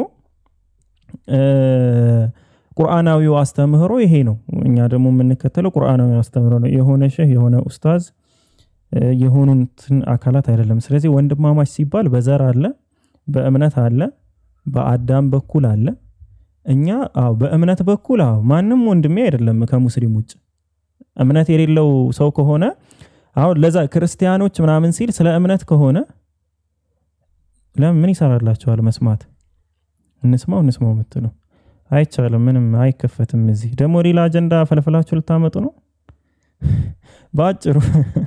ባጭሩ ቪዲዮውን ከፈለግሽ መላክ ትችያለሽ እኔ ሙሉውን ሳገኘው ካልሆነ በስተቀር ቪዲዮ አላስከፍትም እዚህ የማንንም የተቆረጠ ቪዲዮ አላስከፍትም ግን ያስፈቀድኩ ለዛ ነው ለምን አንደኛ የተፖስተው ከላይ ሪከርድ ተደርጎ ነው ከምን አንፃር ከምን ክርክር ከምን አነጋገር ከምን ተነስተው ያችን ነገር ቆርጦ እንዳመጡት አልተረዳውም ለዛ ነው አሁን ግን ባጭሩ አንደኛ ሰው ላይ ጥርጣሬ መፍጠር ነው እንደ ኢስላም ከሆነ ምናወራው ማለት ነው አጠር ሲል ነገሩ ሁሉ አሁን እንደ ኢስላም ከሆነ በኢስላም ብዙ አይነት ወንድማማችነት አለ ባጭሩ ሁለት አይነት ብለሽ መክፈል ትችያለሽ አንደኛው በዘር በቤተሰብ መታገኘው ነው ሁለተኛ ደግሞ በእንትን መታገኘው ነው በሃይማኖት የሃይማኖት ወንድሞቻችን አይደሉም በእምነት አንገናኝም በሀገር እንገናኛለን ወገን የሚለው ይበልጥ ይቀርባል ነው በአዳም በኩል እንትኔ ምናምን ብዬ ከማረስመው ወገኔ ብለው በቃ ኦሬዲ ወገን ህዝቦቼ ብል ህዝቦቼ ናቸው አለቀ ከዛውጭ እንትን ብለን ስለማንለይ ማለት ነው እንደ ኢስላም አስተምሮ ነው የመለስኩልሽ ግን ከዛ ሁሉ በላይ ግን እኔ በጣም ወደው ከኢስላም አስተምሮ የጎረቤት ሀቅ የሚባለው ነገር ነው እና ስለ ጎረቤት ከኢስላም ውጪ ዲቴል ያስተማረ ሃይማኖት አለ ብዬ ስለማላምን ማለት ነው እሺ ለማንኛውም ሌላ ጥያቄ አለሽ የለኝም ይሄ ነው በቃ እሳት አርጎኝ ነበር ሳይው በእሳቱ አናደኝም ነበር ግን ቪዲዮውን ልክላለሁ ያምር ማለት ነው በጣም ይደነገጥኩኝ ሳይው ማለት እኔ ለእናንተ ትልቅ ክብር አለኝ ለዛም ነው ከቤታችሁ ማልጠፋው ገብቼ መማረው እናንተ ጋር የምጠይቀው በነፃነት እንደፈለኩ እነዚህን ሁሉ የምታሳዩ መተናነሶች አሉ ጥያቄ ላይ ልግባስል አንዱ ካንዱ ተናንሶ ነው የሚወርደው ከገስት ላይ ማለት ነው እነዚህን ሁሉ መከባበርን አሳይታችሁኝ ከዛ ደግሞ አንቺን እኮ እንደ ጥሏቸው ተጠያፏቸው ይላል ሲል እንዴ የማላቀው ምን ተፈጠረ ብዬ አይ ዝም ብለው ነው ይው መቁረጥ እኮ ከዚህ እኮ ነው ብዙ ነገር እኮ ተብያ አሁን ራሱ የኔ ተራ ደረሰ አይደል እንዴ እጣወጣልኝ እኮ እኔም እኮ እጣወጣልኝ በቃ አሁን እኮ ማለት ታማበት ርዕስ የሌለ የሆነ ነው አንደኛ ሰለምቴ ነው አይደለም ሚላውን የሰሞኑን ቶፒክ የያዙት ነገር አለ እኔ አግኖስቲክ እንደነበርኩ ሁሌም ነው የምናገረው አግኖስቲክ ነበርኩ ወደ እስልምና ነኝ በዚህ 2-3 አመት ውስጥ ነው እዚሁ ቲክቶክ ላይ ድሮ ጥያቄዎች ምናምን ሰው ያውቃል ይሄም ራሱ አሁን እንደ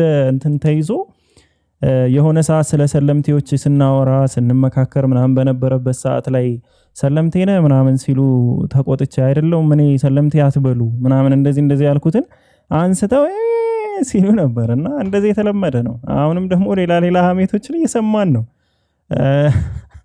ጭራሽ ተዳሩ ነው ያስያዙን ነው ማከባበል ምናምን ሰው ነው አንቺን ሳይሆን እንዴት ምን ያልተባልኩት ነገር አለ ወሂድ ከፍሎሽ ነው ባላለው ውሱ አግብቶሽ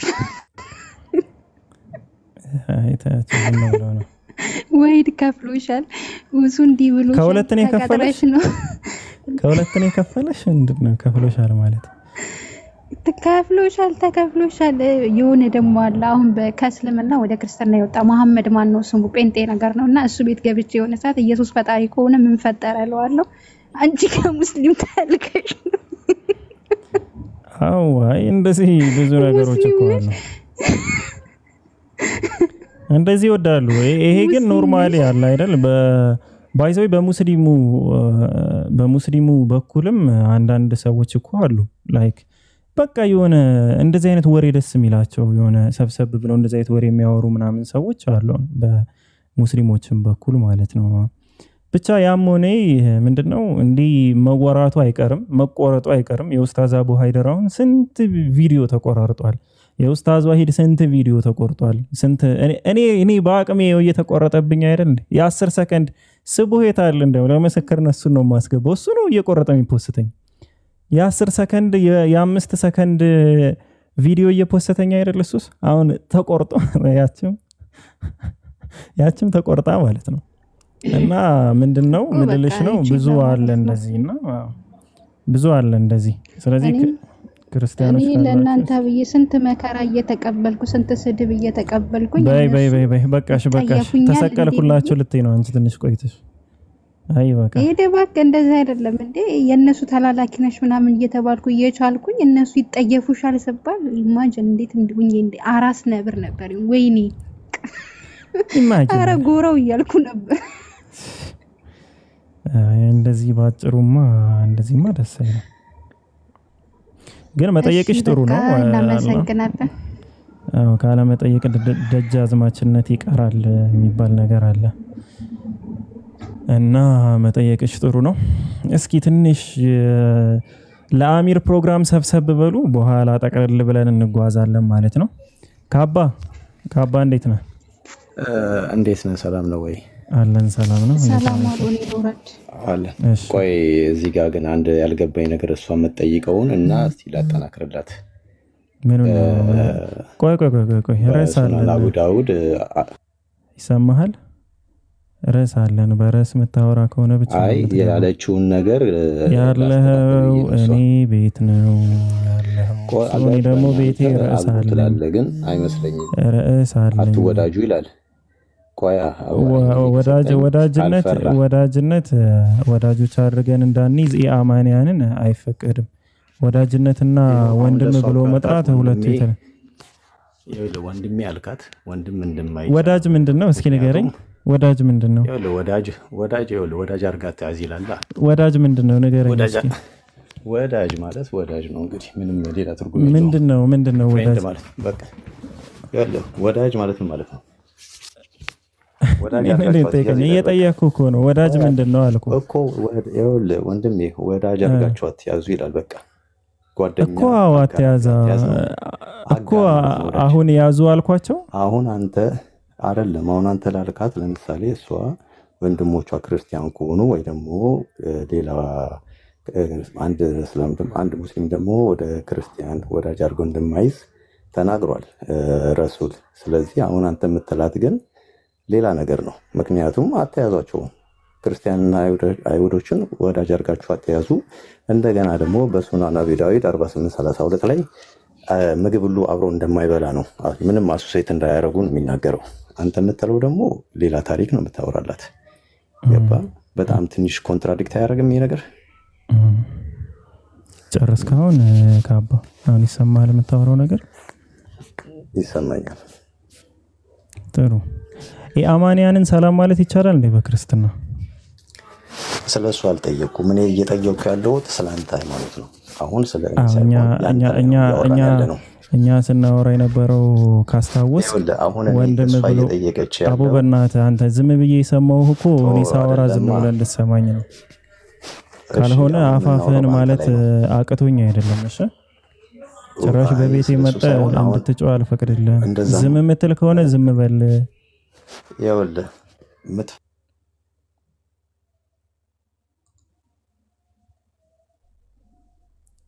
እንዴ አንዳንድ ጊዜ ዝም ብለው ሲያስጨርሷችሁ ምናምን የሆነ የምታወሩት ነገር ለኛ አዲስ ሆኖብን እንደዛ አይነት ነገር አድርጋችሁ አታስቡት።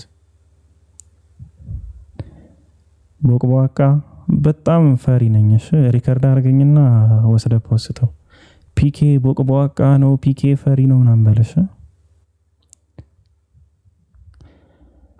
ኤኒዌይስ ወደ ጉዳያችን እንመለስና ከሃዲያንን በእምነት ዙሪያ ላይ ወዳጅ አድርጎ መያዝ አይፈቀድም። ወዳጅነት የሚባለው ነገር ራሱ ምንድነው ነው? ወንድም ብሎ ስለመጥራት፣ ወንድም ስለማድረግ፣ ስለ ዝምድና እየተወራ እሱ መጥቶ አንድን ከሃዲ ወይም ሙስሊም ያልሆነን ሰው ወዳጅ አድርገን፣ ወዳጅ ማለት የልብ ወዳጅ ነው። በሃይማኖት በኩል ምናምን የምናማክረው የምንጠይቀው እንደዛ አይነት ወዳጅ ነው። ወዳጅ አድርጋችሁ አትያዙ የሚለውን ነገር አንስቶ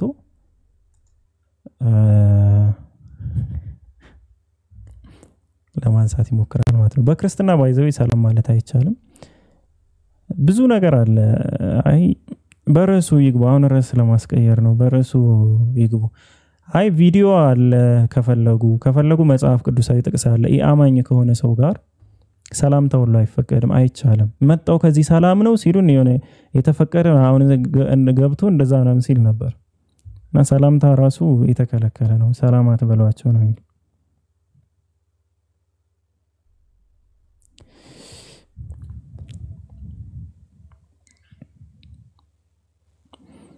እና ግን ለማንኛውም ክርስቲያኖች ካላችሁ በርዕሱ ዙሪያ ላይ እናውራ፣ መግባት ትችላላችሁ። እንደዚህ ፈሪ ቦቅቧቃ የምትሉ ሰዎች ደግሞ ከፍ ስትሉና ስታድጉ ያኔ ከኛ ጋር ምናልባት ማለት ነው ለማውራት ይፈቀድላችሁ ይሆናል።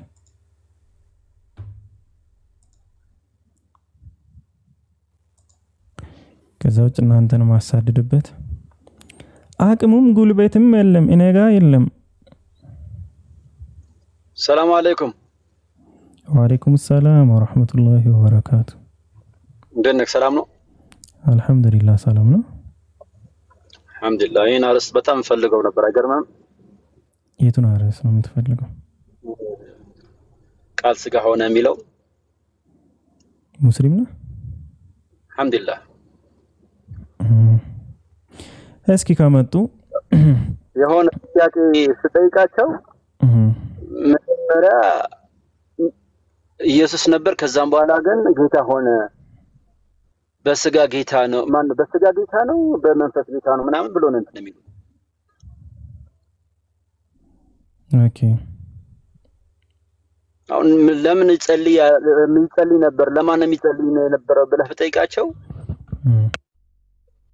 ለእግዚአብሔር፣ እሱ ነው እግዚአብሔር ይሉሃል። በመንፈስ አንድ ናቸው፣ በአካል ግን የተለያዩ ናቸው። ካልተሳሳትኩኝ እንደዚህ ነው መሰለኝ የሚሉት።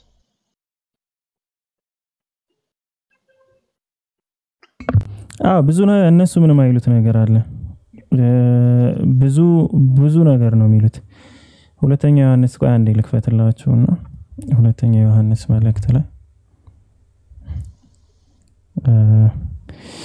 ምዕራፍ 1 ቁጥር 10 ይታያችኋል። አስክሪኑ ከታች እስኪ አንዴ ኮንፊርም አድርጉኝ። ይታያል። መርሃባ። እሺ ምን ይላል እዚህ ጋር እንደምታዩት? ማንም ወደ እናንተ ቢመጣ ይህንም ትምህርት ባያመጣ በቤታችሁ አትቀበሉት፣ ሰላምም አትበሉት። ሰላም የሚለው ሰው በክፉ ስራው ይካፈላልና ይላል። ከእምነት ውጭ የሆነ ከክርስትና አስተምህሮ ውጭ የሆነ ሰው የትኛውንም ከክርስትና አስተምህሮ ውጭ ያለውን እምነት የሚከተል ማንኛውንም ሰው በቤት መቀበል አይቻልም፣ ሰላም ማለት አይቻልም። እንደ ኦርቶዶክስ ደግሞ አብሮ መብላት አብሮ መጠጣት ምናምን ይሄ ቄሶቻቸው ሁሉ ደረታቸውን ነፍተው የሚናገሩት ነገር ነው። እኛ ጋር ሲመጡ ነው እነሱ አዲስ ነገር የሚሆንባቸው። ባይዘውኛ ሰላምታ አልተከለከልንም። የተከለከልንበት ጊዜ አለ። ላይክ እኛ ሳንሆን ነብያችን ሰለላሁ ዐለይሂ ወሰለም የከለከሉበት ጊዜ አለ። ሰላማት በሏቸው ብለው ያዘዙበት በጦርነት ወቅት ላይ ማለት ነው። ከዛ ውጭ ግን ሙስሊሞችም ላይክ ኸሊፋዎችም ጨምሮ ማለት ነው ከዛ በኋላ ያሉም እንደነ አብዱላህ ኢብኑ ዑመር አይነት ሙስሊሞች በትክክል አብራርተውታል። ምንና ያብራሩት ያ በጦርነት ሰዓት እንደነበር እንጂ ከዛ ውጭ እሱም ወደ አይሁድ በኑ ቁረይዛ መሰለኝ አይ ቲንክ ወደዛ በሚሄዱ ሰዓት ነብያችን ሰለላሁ ዐለይሂ ወሰለም የተናገሩት ንግግር ነው። ከዛ ውጭ ባሉ ጊዜያቶች ላይ ያውም ቀድመው ሰላም ካላሏችሁ ቀድመው ሰላምን ካልፈለጉ እንደዛ ሰላማት በሏቸው ነው። ለምን ከሃዲያን ጋር አብረው 10,000 ጦር ምናምን ብዙ ነው ታሪኩ ብቻ ብዙ ነገር ሲሰሩ የነበሩ ሰዎች ናቸው ማለት ነው ሶ ሰላምን ካልፈለጉ ሰላማት በሏቸው ሰላምታን አትስጧቸው ነው ከዛ ውጪ ግን አሁን እሱ እንደተናገረው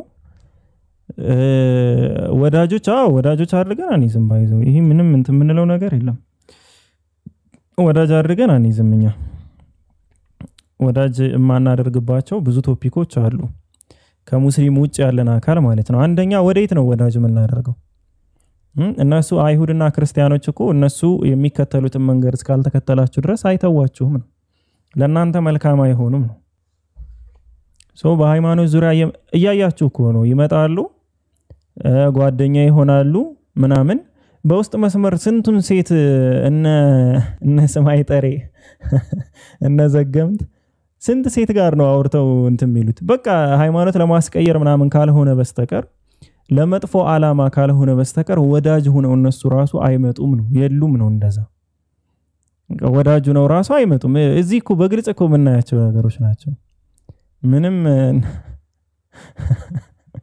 የምትደብቁት ነገር የለም ሰው አላህ Subhanahu Wa Ta'ala ከልክሎናል ነብያችን ከልክለውናል ወዳጆች አድርጋችሁ አትያዙ ተብለናል አንይዝም እነማንን እነገሌ ነው ማለት ነው ያ ደግሞ በተጨባጭ የምናየው ነገር ነው በቃ እኛ ጋር እኮ እንደዚህ እንትናችን ምናችን ሶ ይሄ ሪያሊቲ ነው ወንድም ብሎ መጥራትን በተመለከተ ግን ኢስላማዊ አስተምሮ እንደዛ ነው እሷም የጠየቀችው ወንድም ብሎ ስለመጥራት እንጂ የልብ ወዳጅ አድርጎ በእምነት ጉዳይ ላይ ስለመያዝ አይደለም በእምነት ጉዳይ ላይ ወዳጅ አድርገን ምን ይዘው ምንም አይነት አካር የለም በትንሳኤ ቀን ላይ ሰዎች ምንድነው የሚሉት እንደውም ቆይ እገሌን ወዳጅ አድርጌ ባሊያስኩ ኑሮ ብለው እኮ የሚጸጸቱበት ጊዜ አለ ባይዘው ለምን ያ ነገር ወደ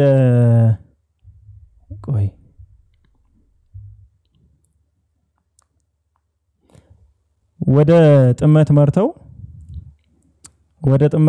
ወደ መጥፎ ላይክ ወደ ምንድነው የሚባለው ይሄ ወደ ጀሃነም ስለሚያስገባቸው ማለት ነው እንደውም እሱም ፓርት አና ላንብብላችሁ በጣም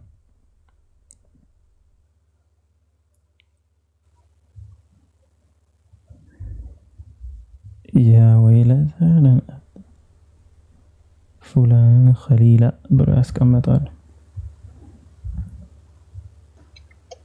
እንዲያው ከነሱ ይልቅ እስልምናም ክርስቲያንም እንድናቀርባቸው ነው የሚያዘን ጎረቤታችን ከሆኑ እንዲያው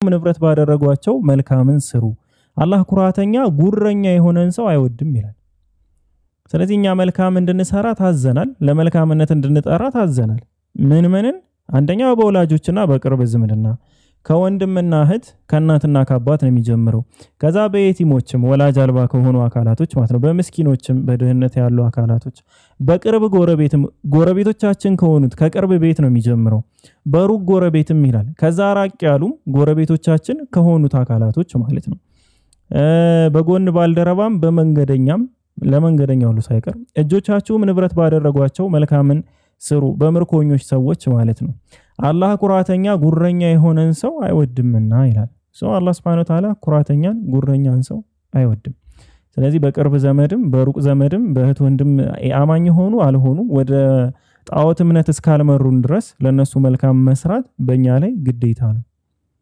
ባይዘው ግዴታ ነው ያልኳችሁ እሺ የተወደደ ነው ምናምን አይደለም በእነሱ መልካም መስራት በእኛ ላይ ግዴታ ነው በቤተሰብ ላይ በጎረቤት ላይ ነው ካልሆነ አንድ ሰው አላመነም ለራሱ የሚወደውን ነገር ለጎረቤቱ እስካልወደደ ድረስ ብለው ነው የተናገሩ ነብያችን ሰለላሁ ዐለይሂ ወሰለም እንደዛ ነው ያሉ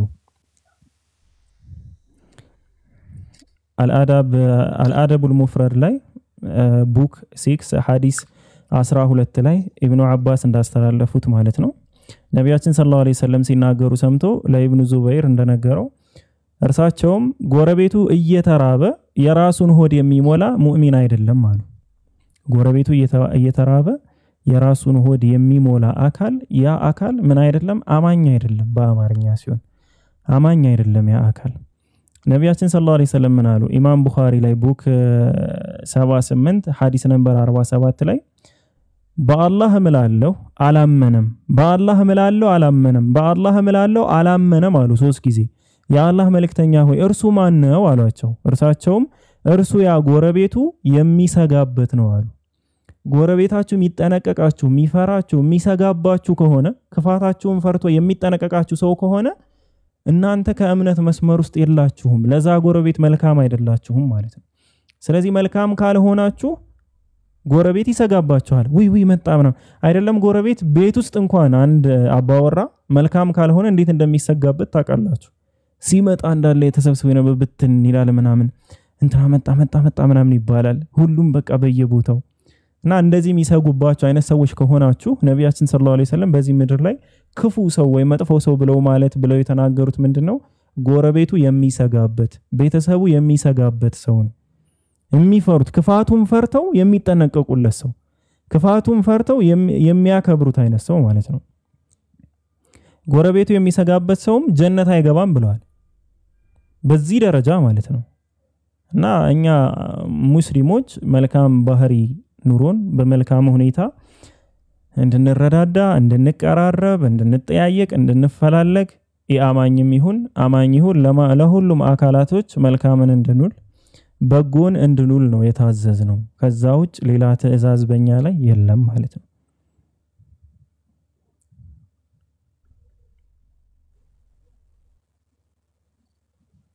እንዲያውም የትንሣኤ ቀን ምልክቶች ውስጥ ወአለይኩም ሰላም ወራህመቱላሂ ወበረካቱ አንዱ ምንድነው የአላህ መልእክተኛ ሰለላሁ ዐለይሂ ወሰለም የተናገሩት ሰው ጎረቤቱን ወንድሙንና አባቱን እስኪገድል ድረስ ሰዓቲቱ አትቆምም ማለት።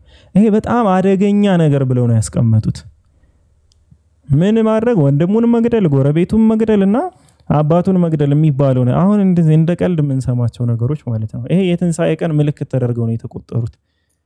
ባይዘው መልካም ነገራቶች እንደ ትንሣኤ ቀን ምልክት ብዙ ጊዜ አይቀርቡም። በጣም ክፉ የሆኑ ስራዎች ናቸው የትንሣኤው ቀን መቃረብን የሚያመላክቱ።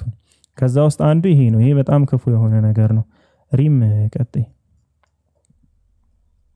እሺ ሰላም አለይኩም። ወአለይኩም ሰላም ወራህመቱላሂ ወበረካቱ። ጀማዓ ሰላም ናችሁ? እንዴት ናችሁ?